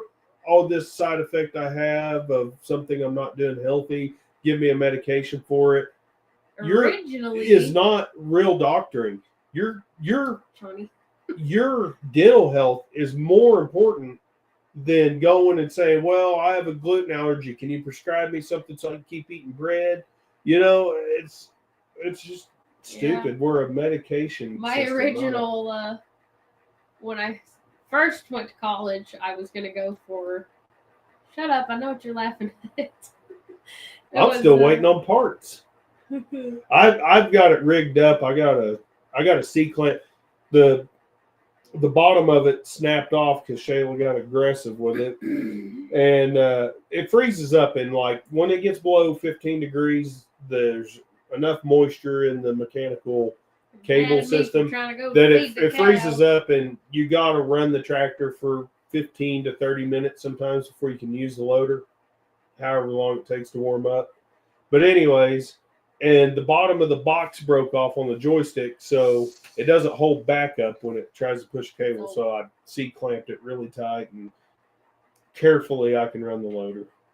Next time, that's the last time I'm going to try to help you. Well, if she had answered, I was trying to call her and say, hey, I'm coming home from work sooner than I thought. Don't worry about it, is what I was going to tell her. I'll feed the cows. Trying to be nice. I like feeding the cows. She gets mad when she has to feed the cows. What? Why would I be mad? Because you're busy. You're doing stuff. Well, I am. I got goats to take care of. That's your job. I got pigs. But you know what's funny? She gives me a hard time when I try to get her to go feed the cows. But then I go down there and I can't get her to leave. She's trying to pet everything. No, I'm trying to take pictures for Facebook. The Eye of Providence said no, but my grandfather was. Yeah, my great-grandfather was in for a minute. He got out quickly. My great-uncle was in for a long time.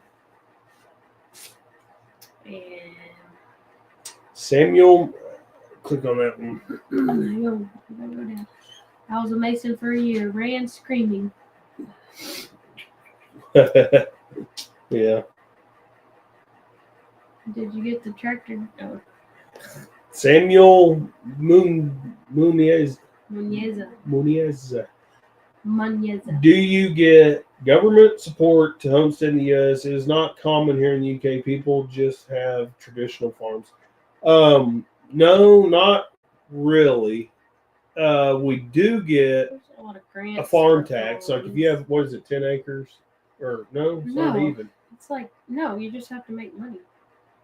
Oh, you just have to register as a You farm. might have to have a couple. I thought there was an acreage, but we don't even have 10, so it wouldn't make sense. We do, but we don't. Anyways, not really. You can get a tax exempt, so like feed and certain farm supplies, you don't pay a sales tax, but that's state based, and that does make a difference. You know, I don't know. Sales tax is typically like what, 8 to 10%. So it does make a difference. It is government assistance, but like we're not getting. I guess there's probably some grants that we could get. Like sometimes they do greenhouse grants and stuff, and some cross fencing. But when you start getting into those grants, it's not really homesteading. Then it becomes a farm. Mm-hmm. Those things are not for homesteads; they're for farms. But we farm and homestead, so we get some of the benefits of farming. But it's not great. I mean, you're not. Usually, a lot of these government subsidies come with a lot of strings attached, and they cannot even be worth messing with. Hey, Johnny wasn't in here since you're gonna pick on me whenever you showed him what you did to your hand. So What'd I tell him do? your dumb story. Hold that down, or we'll get flagged for gruesome content or some crap. I was just sharpening a knife and probably thinking about how I got to go fix my tractor, and got First of distracted. And I ordered the part, and I plan on fixing it. you don't do a sales tax exemption, Johnny? I haven't found anything You're to. getting ahead. You didn't even read all these. Hang on. Once had someone who's morbidly obese tell me that had nothing to do with what they ate. I asked if they synthesized. Oh goodness. Oh man. That's hilarious. That reminds me. Oh, my stepmom is Eastern Star. Scary. I mean, I don't want to offend anybody, but that Eastern Star Mason stuff is witchcraft. You gotta dig into it a little bit. We'll get Levi to do the video. Maybe he won't get the strike. Levi will tell you all about it. Some of the financial depends on the state. Can get some credits for putting in solar for other things. Many somehow come with strings. No surprise. Yep. We take nothing but strings are stupid. Yeah. We don't. Looks like my finger a few months ago. Finger can't stop the circulation. Ouch. Exactly, Johnny. Yeah. Best nose picking finger. You didn't lose your nose picking finger. You lost a finger?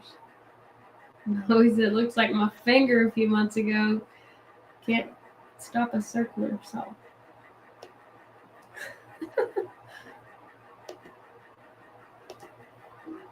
We did the farm tax. We ended up getting taxed on the backside for any implements. Yeah.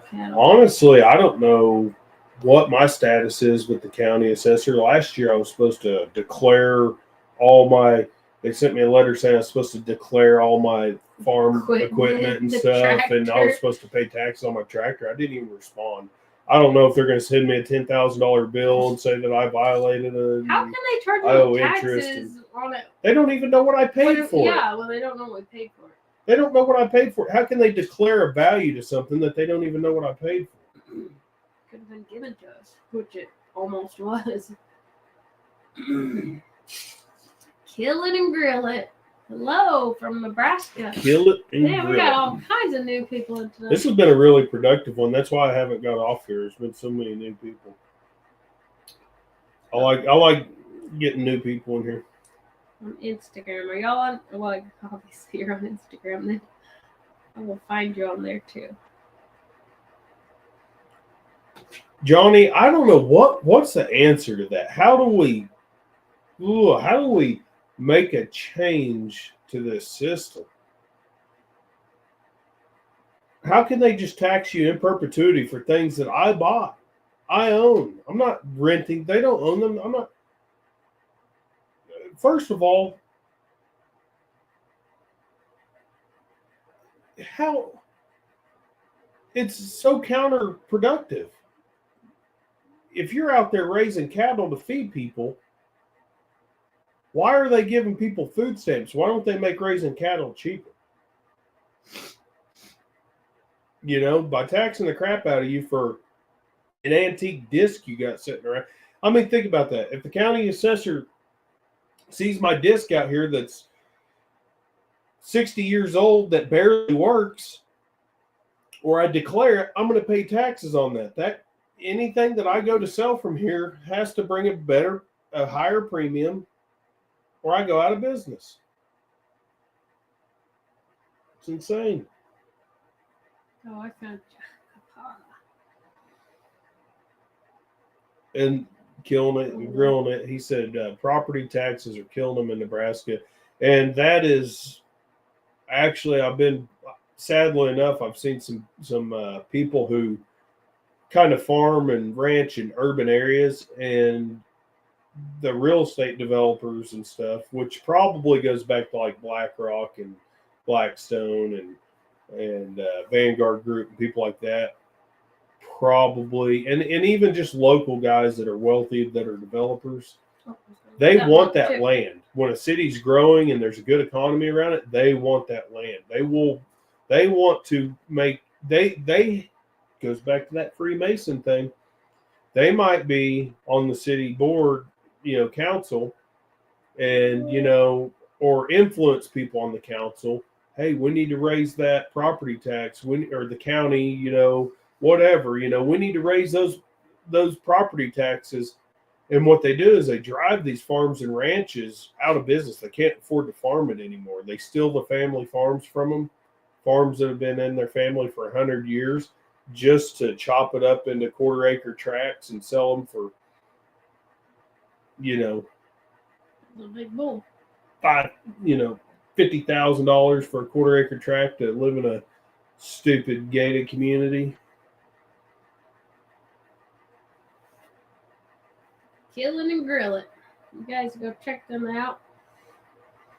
Yeah, we talked about that before, Johnny. The whole drone thing, to see what you got. It ought to be against the law.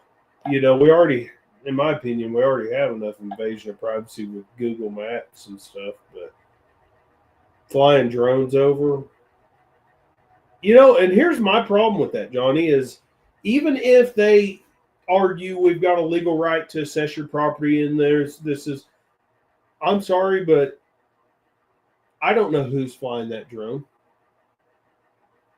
They ought to get a better drone and fly it from much higher up, because at least I would know that, something way up there ain't coming from a freaking broke perv that's trying to, stalk my family or something. You know what I mean? Like, anybody can buy a drone, an $800 drone, and fly it, 200 feet off the ground, whatever. I don't know if it's the county assessor. I don't know if it's some pervert, or somebody with nefarious intentions wanting to scout my equipment to steal it. I don't know what their intentions are.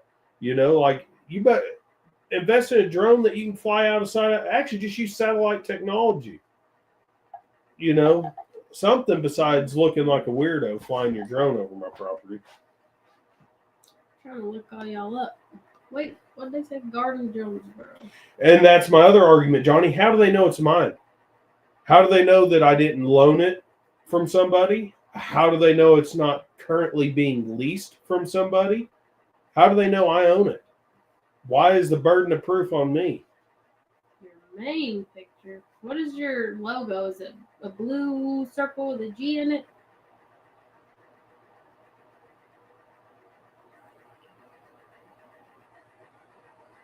Hippocrates Garden. Is that how you say it? Now you got me all messed up. It doesn't have to be. See the license of the operator. The drone itself must be registered. How do you? What would make it have to be registered? Like the DJI minis, under a certain weight, you don't have to have a license or anything. And how would you find them? What if they're hiding in a bush? How are you gonna find the operator? I mean, I guess they wouldn't be hiding in the bush if they're an assessor, but how close do they get when they do that? Actually, what do you say?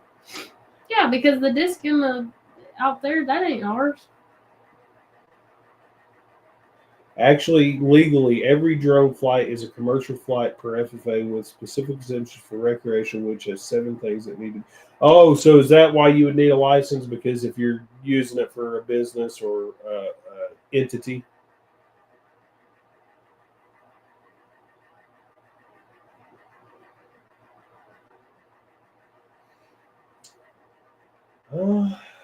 I don't know. I was watching videos on this, and a number of like drone expert channels were saying like the minis you don't have to have a license, but he was saying for recreational. So I guess if you have a LLC in YouTube and you're using your deal for content creation, then technically you're a business with it. So it's not like you're just flying it around to record a wedding for personal use. You're not just recording content for personal use, but not for gain. Like if you're making money with it, then I guess technically it's a business. Honestly, I'm an outlaw. Screw it. I'm gonna say it on a live. I'm not getting a license for a mini drone. Here's what I'll do. I just won't fly it over your property. Is that fair? It's political, but really hope Trump delivers on his tax refund policies as it will dramatically change things even for us across the pond.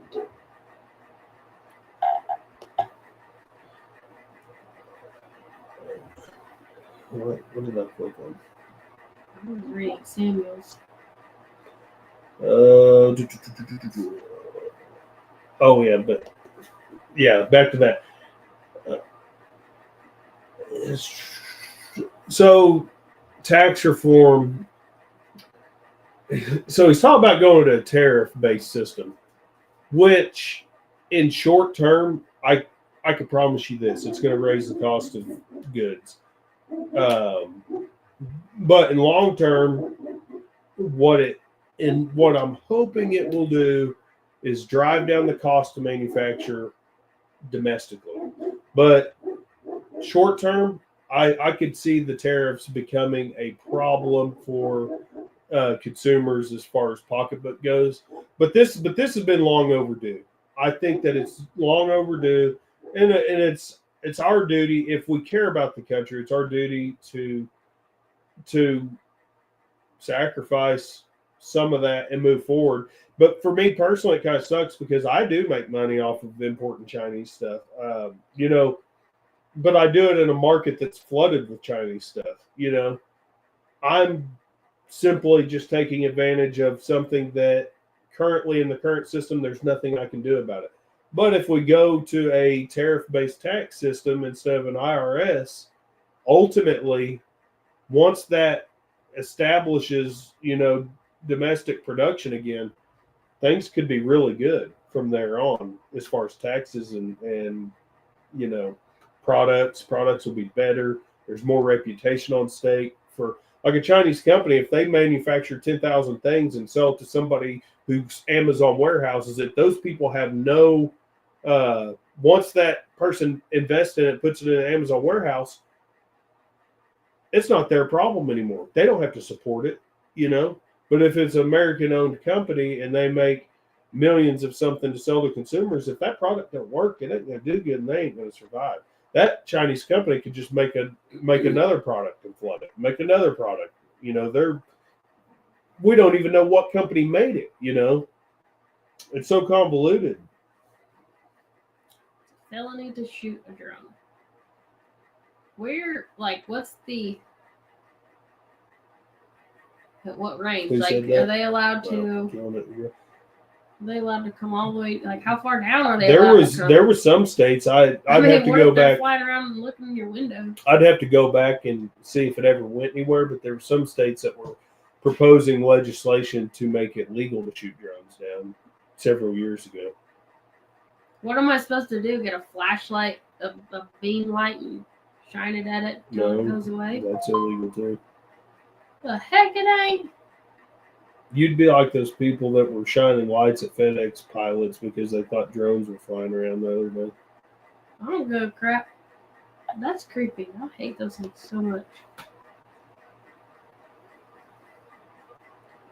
Long term, hopefully, it keeps companies from leaving the USA and selling products back to us. What? Well, how far down can they They're fly where it's not illegal?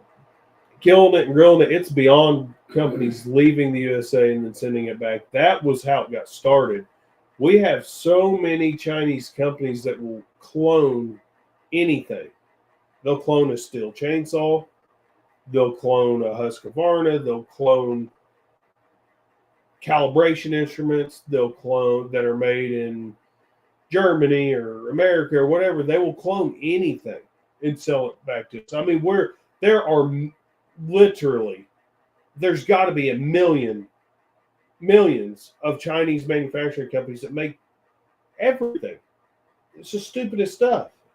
I mean, and I bought from China. I'm telling you, things that cost you $20 or $30 here are probably costing people 25 cents a piece to import them. That's how cheap it is.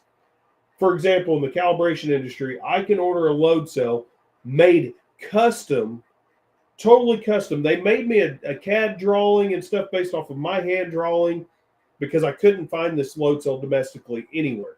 It's probably a 30-year-old scale. It's probably used to be made here. But I've made a drawing, sent it to him. The guy's going to make them. Comes with a month and a half lead time, but the guy's going to make them for $45 a piece to me. And that's shipping and everything back to me. Whereas I couldn't get that load cell in the United States for under $400 or anything even close to it a piece, which I couldn't even find it in the United States. But ultimately, I'm helping a small rancher out get his scale going. Doing it cheaper than he could buy even a new Chinese set of scales, So it has a place and a benefit in this current system because that's what we've been given.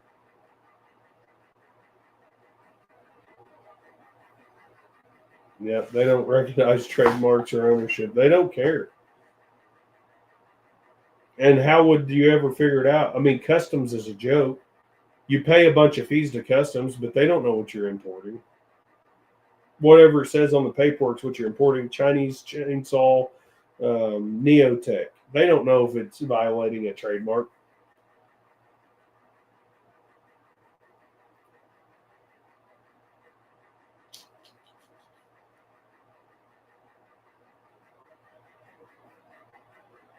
Hey, and I'm going to jump to this one. I don't know if I missed anything, but he bought a bunch of lithium batteries for his solar system, I'm guessing.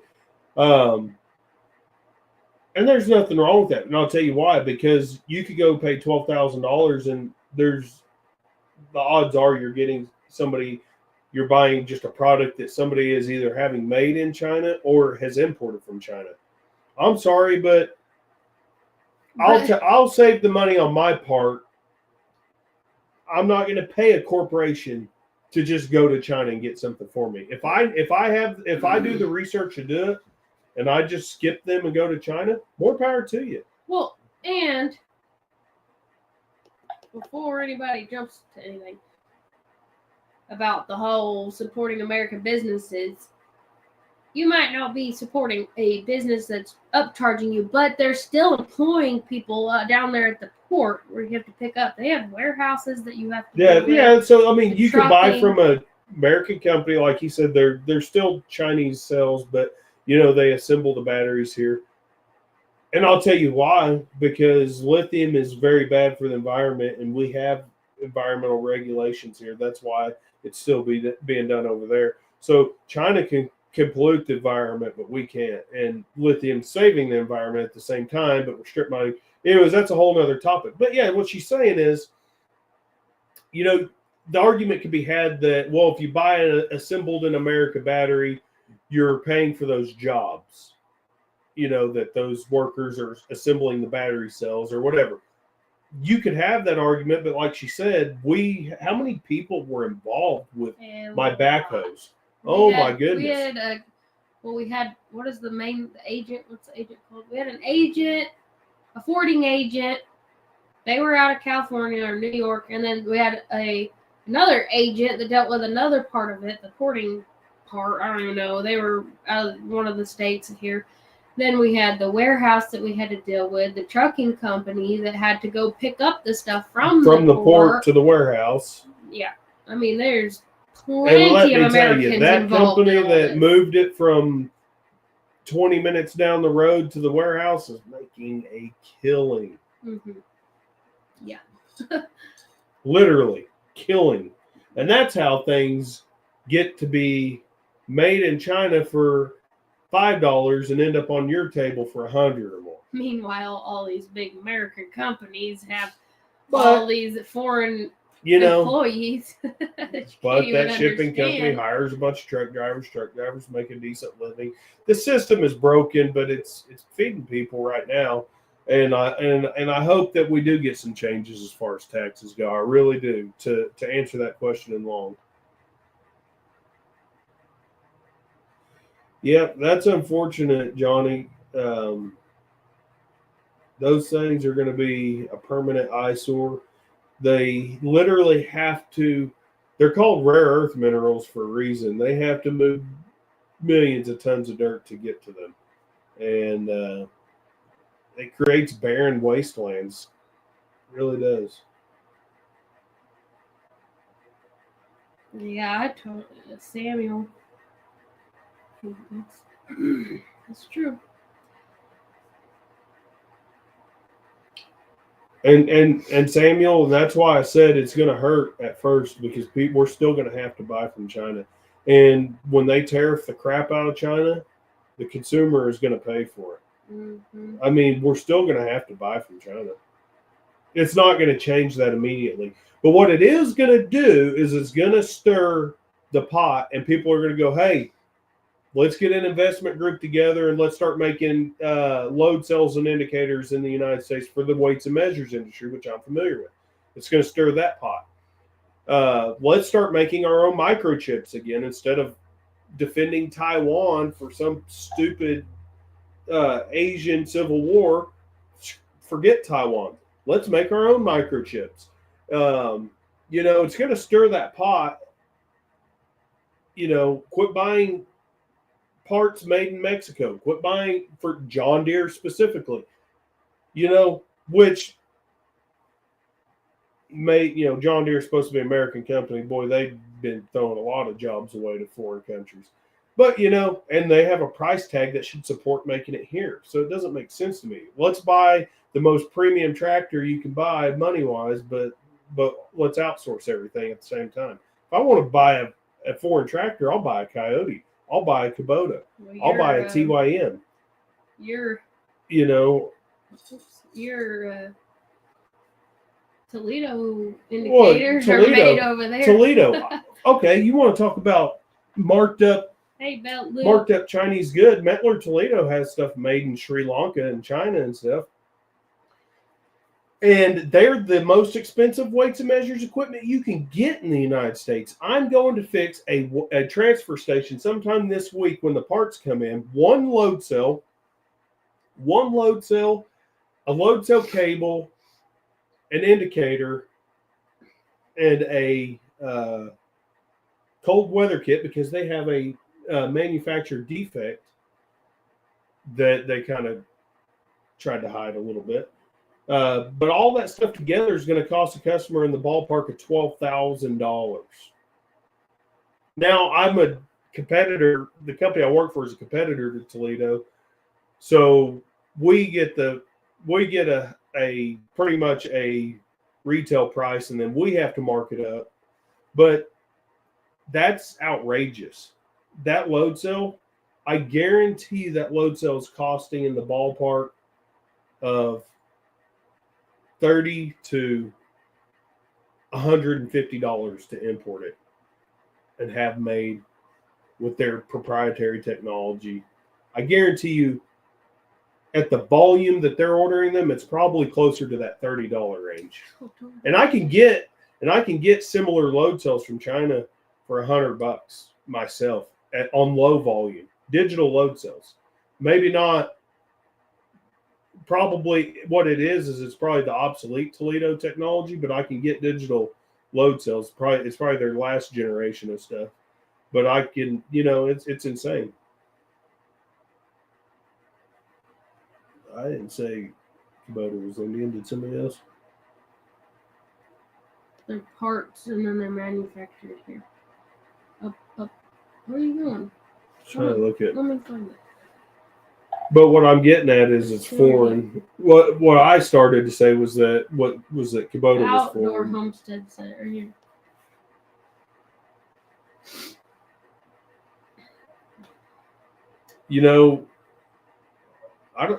Johnny, I don't know if it's it's a Japanese brand, but I wouldn't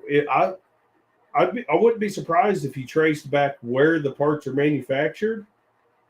If it didn't go back to India, I would not be surprised if that was the case. I don't know. I'm just speculating because I see it so many times. Like Mettler Toledo will say it's German. Sometimes they'll say they're Swedish and American. That's the port that it went to. They'll say they're German and Swedish and they're American, and they'll say all this, but when it says Sri Lanka on it, when it comes in, there's no arguing with that.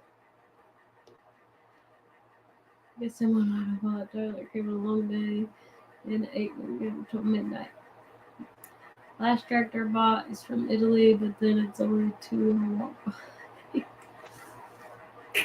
It's also in Japan. They're not manufactured in Mexico. It's in India. Japan. I don't know where Coyote. I haven't looked at Coyote enough to know where they're manufactured, but Taiwan or Thailand or Taiwan. I thought it was Korean, maybe. Or maybe, yeah. I think it's Korean. It's one of those. But I like my Coyote. It doesn't have any issues that a John Deere wouldn't have in its age and usage. But my deal is things have got to be, you're given an economy where we import stuff. That's just the way it is, and you've got to operate in those things. Like, is there even a tractor company that truly is American made and can guarantee you that they machined the gears and the transmission all the way up to the hydraulic hose fittings and stuff and guarantee it was all made in the United States? Does that exist? Maybe like some custom shop or something. I don't know. But do you think that I could afford to buy one of those? I can't even afford to buy a John Deere, or I couldn't even afford to go buy a new Coyote. I've got to buy something that was imported by somebody else years ago. It's beat up, let alone,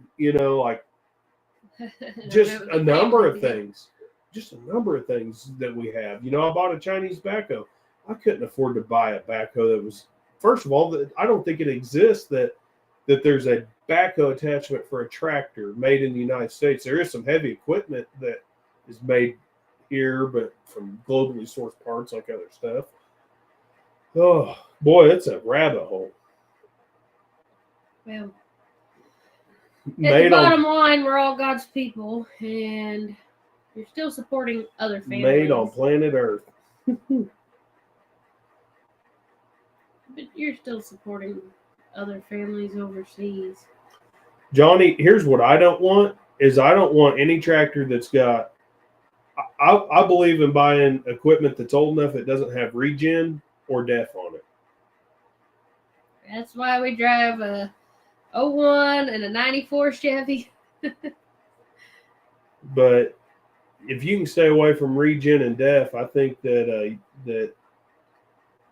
dang, Gary. Who's Gary? That Luke, probably. Oh, I didn't even see him. I was probably ranting. Yeah, he's been saying hello. I said hello to him. I can't say hi to anybody because you just talk so much. He probably didn't hear me. We put like $20,000 over the last couple of years just getting a case 580 backhoe back to where it needs to be used. Whew. Well, I did say it did, Johnny. What I was getting at was whatever equipment you buy. I mean, there's a horsepower minimum on regen, I think. Like, I think anything under a certain horsepower Doesn't have to have regens, like diesel particulate filters and then regen. And then over a certain horsepower, it has to have both regen and def. I'd be lying to you off the top of my head. I'd have to Google it, but and I think some of the newer stuff, as long as it's under a certain horsepower, you don't have to have regen. So there's that and age. I think it's like before 2004 or something. But yeah. I'll tell you what, and that's another thing that drives the cost up for consumers. Just from my experience driving a big truck, our truck has been in a shop more than anything else that's been in there for diesel particulate filter clogged, def issues. Oh, work truck. I was like, what are you talking about? My truck at work. Yeah. Or all the trucks at work. The trucks that don't have to go to the shop as much are the old trucks. We've got some pre-dev trucks, and honestly, they stay out of the shop more than the newer ones.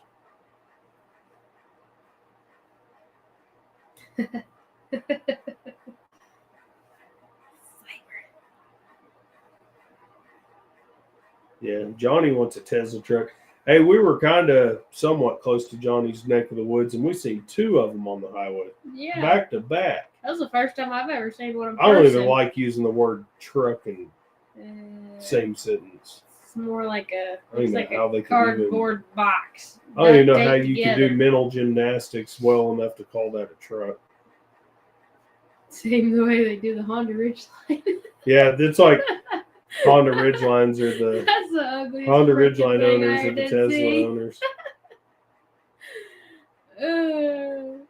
Yeah, that was the first time I ever seen one in person, other than at that church that one time that we was walking in past. But then I seen one the other day coming back from Tulsa. It's crazy. Those things are hideous. Yeah, we seen two that same night, black one and a pooter one, and they were both headed up to Missouri. Oh, then we saw one in Missouri too. I don't know if it's the same one. I seen a video where this guy seen this dumpster that looked like a Cybertruck, so he had this idea. He's like, you know what? I'm going to make my own Cybertruck. So he buys the dumpster and just modifies it slightly and puts it on a chassis, and it looked just like a Cybertruck. It was a dumpster on a truck chassis. What's that one? What's that? That guy that went and rampaged all that town because he got pissed off with his dozer. Killdozer. Yeah.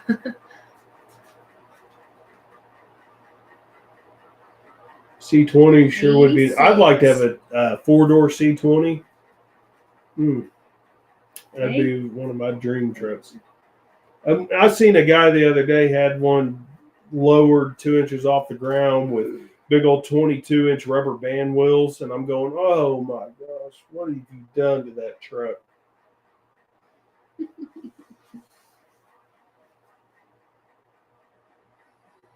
Oh.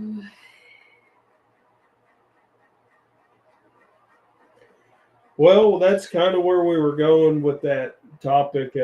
What was the other guy? He said he had to mute it for a little bit, so he probably didn't hear all that.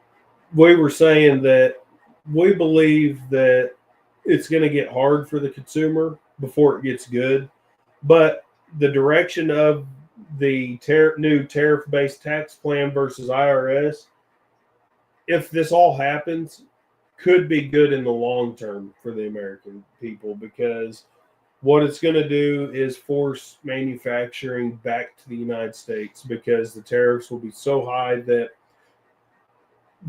we will have to manufacture here. But as somebody else said, and I've been explaining, our infrastructure is not that way right now.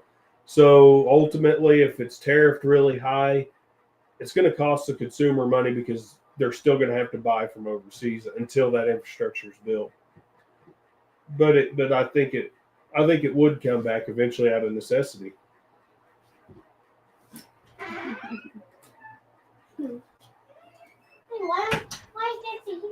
You know you're going to kill them if you leave that in there. Why? Because they'll get way too hot, and you might. Johnny, nothing has changed with Chevy trucks as far as those doors go. I've never known a Chevy that didn't have sagging doors that had to be slammed. And it's not that hard to change door pins. We finally did it on ours, and it was.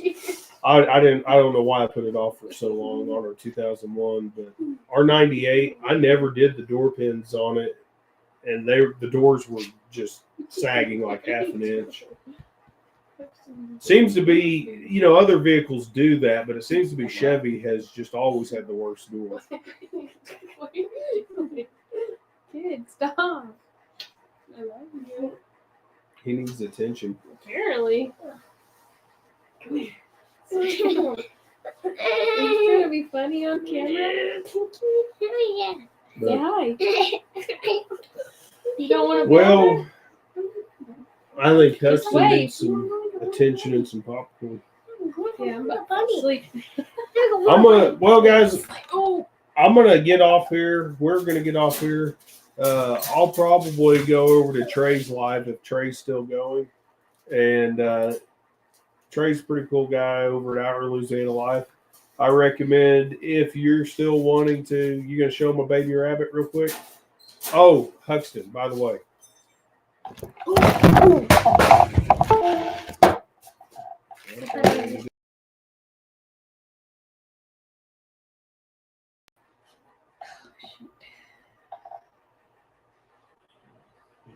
No, we're still on there. Are we still on there? What is going on? You can click. Move, Huxton. You can Please don't click hit the the camera again, button to try again, restart your browser, or computer. Where's the camera button? Camera button. Oops. Hang on with us before we get off here. Oh, found it. Oh, sorry. All right. Golly, kid. All right. Destructive. What do we got here? Huxton. Hold it up here. Oh, stop. Bring it in. Huxton, while Okay, right we're there. talking about the baby bunnies, next time I ask you to put a heater in the well house, don't put it in the bunny cage. They don't need the heater in the cage. Okay, And chill out. there's hay in there. You can start a fire. Let's see him. Don't do that. Oh, isn't that cute? But anyways, like I was saying, Trey Still black. Trey usually goes pretty long. I don't know if he's Oh still going shoot! right Hang now. on, the camera's black. I didn't even see it. How about now? Can you see us now? Well, I could try one more thing. We might lose, y'all. Hang on just a second.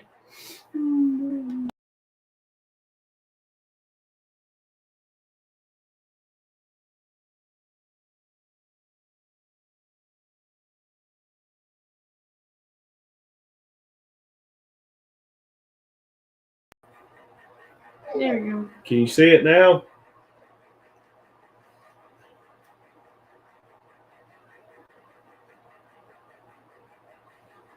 Blink once for I'm yes, surprised blink that twice that for made it no. through. I'm just kidding. Okay. Show him your baby bunny, Okay. Huxton. Show him the little bunny. Don't let him jump out. Yeah, These things I are know. springy. I'm trying to, like, nasty fingers on the camera. Huxton really loves his baby bunnies. I asked him to come out here and put a heater in the well house for our live that we were doing. And he comes out here and puts the heater in the cage. Buddy, they don't need a heater. No, They just need to be out of the so wind. they don't freeze. Don't hit that thing again. They don't need a heater. They just need to be out of the wind in here, bud. And that was, Look how big their ears hey, are. look at me. You got to think about stuff like that. There's hay in there. You can set the place on fire. Watch that table. Hit the corner. We are in Stroud, Oklahoma. It's tickling my hand with the glass. Scratching my hand. He loves his little bunny rabbits. Don't open it again, baby. This thing is so cute. I think I'm gonna bring it to bed with us. No. Because Why? You Well, I want to think sleep? it's fat. I know. Mama's doing a good job, huh? They're out of I think both the buck and the doe from these rabbits, I don't think they're full blood, but I think they have Flemish or giant chinchilla background. She could She's No. Flemish cross. She's a cross Flemish. Yeah. I took some flying lessons in OK, just across from Fort Smith, Arkansas. Mom. Over there by Johnny. Mom. It's not bad, but I'll tell you what's killing the cost of living here. I got a bone to pick with these people. We got people coming from out of state all the time, but they come here and they chop up the land and they subdivide it and they sell it off. Oh, look, I could take. They come from other states. They sell for $20,000 an acre, or they sell their house in Sacramento or wherever, and they move here with buku tons of money. Go, look how cheap it is, but they buy it having no plans on actually homesteading or farming it, and then they chop it up and they sell it, and it's killing us out here. It's absolutely killing us. Across the highway from us right now, there's 160 acres. Some people from Colorado bought it. They come out here and they did their mud bogs on it, ruined some beautiful hay pasture doing mud bogs. And then now they've got it subdivided. They've got a cul-de-sac put in there, and their owner financing subdivided lots. Tracks, which is 10. It's about 10 acres a pop. And that drives me nuts because the cost of land is getting so outrageous. A guy can't make a living doing cattle on it. He can't make a living raising goats and sheep on it anymore. No, when we moved in, it was about anywhere from 1,000 to 2,000 an acre on average. And now it's easily, well, if you buy a lot, you can get it around 4,000. 3,200 is pretty well minimum around us, and then upwards of 10,000. So 5 to 7 is pretty well average around here now. So it's been crazy. Well, I don't know that it's average. That's what people are listing at, but honestly, things are not selling real fast right now. People, son, quit putting your hand on the table. Things are listing absolutely phenomenally high for the area. That's because but things are sitting on the market. Came in and everybody actually, the pot farms are some of the cheapest stuff you can buy now. But I'm saying they listed high because the pot farmers were paying whatever anybody wanted. That and then all the Californians came in and stuff. Outdoor Homestead. Yep. I was about to say, I think they're from Texas because I saw an East Texas video. Yeah. Texas has been that way for a long time. I'll tell you what. More power to you. But please respect why you wanted to go to that state. I mean, you just said there's a lot of California. They said Californians, and then you answered the question or the statement. But that's fine with me. Move here if you want more freedom, you want lower cost of living. But when you come here, don't bring your money bag and trash the reason that we have those things. You know what I'm saying? Yeah, I grew up in Texas, up in North Texas, around Watauga, Keller, in Fort Worth, technically. And my God, I hate going back. I can't believe a lot of my family still lives down there, and a lot of the people I grew up with, I can't believe they still live down there. That place it's nasty. It's just changed so much. Like, I grew up by the Texas Motor Speedway. It was a complete land. I mean, there was nothing but land out there. The only thing out there in the middle of the land was the Texas Motor Speedway. Now it's just building after building after building after building. New highways. There's housing developments, apartments, hospitals, every kind of restaurant you could think of. I can't even recognize it. It's crazy. Yeah, Johnny, when is the 10 Killer meetup? Some people in here might find interest in that. Oh, man. I need to get the boat going before the 10 Killer meetup so we go to that acre. goat island. We drove to If I'd known stuff was going to jack Yeah, up. Johnny, I feel so foolish. But see, Johnny, I feel foolish for thinking that 1,000 was expensive back then and that I could never do it when I probably could have. Maybe not. I probably couldn't have bought 90 acres then. But for being foolish and thinking that I couldn't do it. And I kind of feel like maybe I'm in that same boat now. If I overextend myself a little bit for what I feel like I could do now, I feel like I would be getting land now that I couldn't, that I'd be kicking myself in the butt for not buying 5 or 10 years from now, if that makes any sense. Like, I feel like, I may have to step outside of my comfortability zone and maybe finance $500,000 worth of land. Because if I don't do it now, what's it going to be worth in 5 or 10 years? I don't see it ever coming down. That's just a fact, in my opinion. Yeah. Yeah. Yeah. It's bad. Don't let that thing fall. Get your hand up there. It's gotten so bad. Anybody, randomly jump. He's on my shoulder. My husband got this land in 1983. Mom, got water. Oh, wait, there's something. See? There's a lot of land for sale, but I'll tell you how I know it's expensive. When I go to Zillow or Land Watch or whatever, I put a filter on the price of land, and I know that if it's not within that filter, then I already know it's over $5,000 an acre. And what's crazy is people are listing at $5,000-$6,000 an acre, and it's nothing but rocks and trees. And you're going, man, it would take 10 years to get this into working. Gotta kill it. And water. You never gave her that salt and mineral block in the back of the truck in that paper sack either. Ooh. Ooh. But I gotta kill it first. I inherited the land where our cattle are. Kill it. That's good. Kill And it.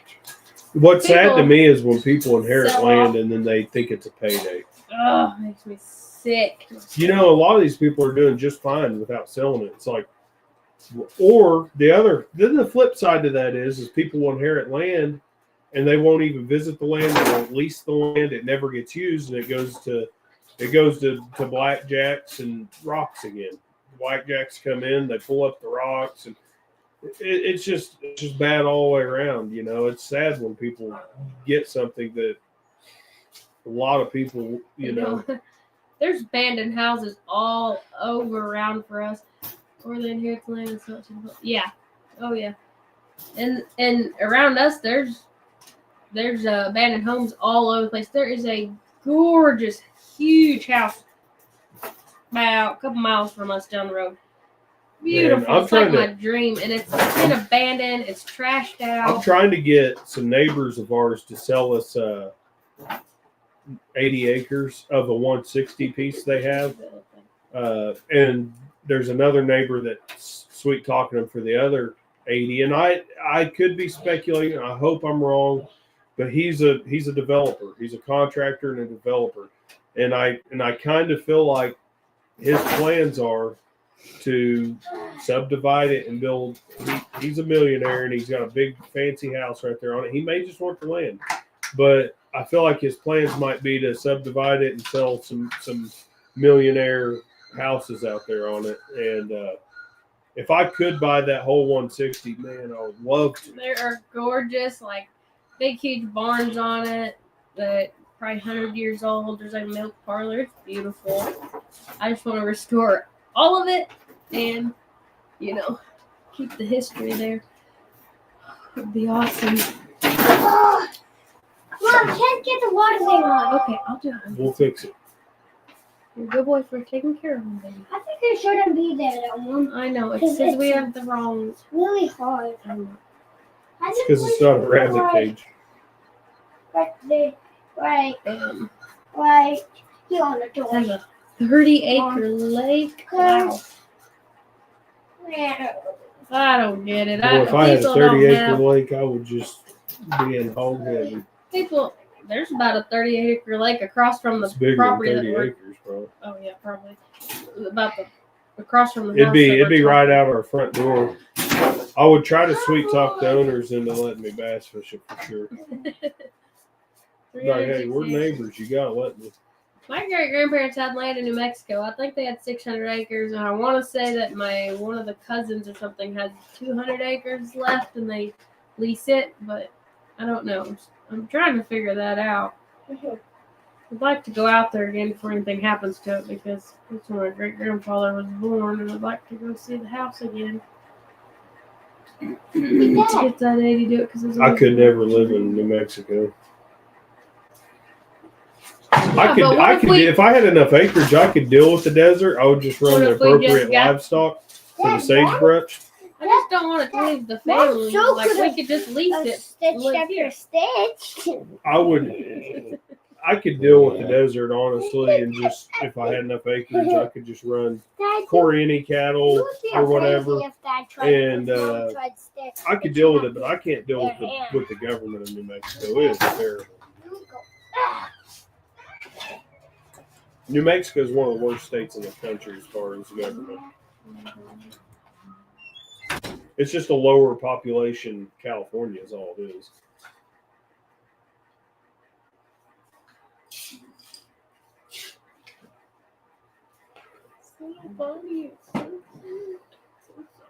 You're smelling it up. The mama's not gonna like it anymore. It loves me. Look. Well, guys, I've thoroughly enjoyed this live tonight. Lots of new people in here. We appreciate you I'm coming pretty in. sure I subscribed to everybody. I'm too ADD. I was trying to look people's stuff up and subscribe, but I've just a lot of good topics. Having my mind running. Yeah, good elk hunting for sure. Mule deer, antelope. Mm-hmm. Yeah, I was trying to ask my grandparents about it last year. I was curious, but I don't know. They're all kind of different from me and a little weird in some ways. I don't worry about people subscribing. I want people to interact with. I want people to have conversations. Your subscribers don't bring you money on this at all. It's the interactions. I want people in here that I can talk to politically, spiritually, homesteading, ranching, stuff like that, and iron sharpens iron, they say, So I like having just different talks and stuff. And that's probably one of the main reasons I do YouTube is I like to communicate with other people. People that do things maybe a little different than I do. There's a lot to learn from other people, and there's a few things I could teach people, but I learn more from other people than I teach people. I'm pretty sure of that.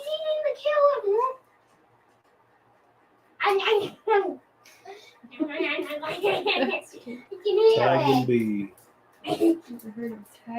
Life done free.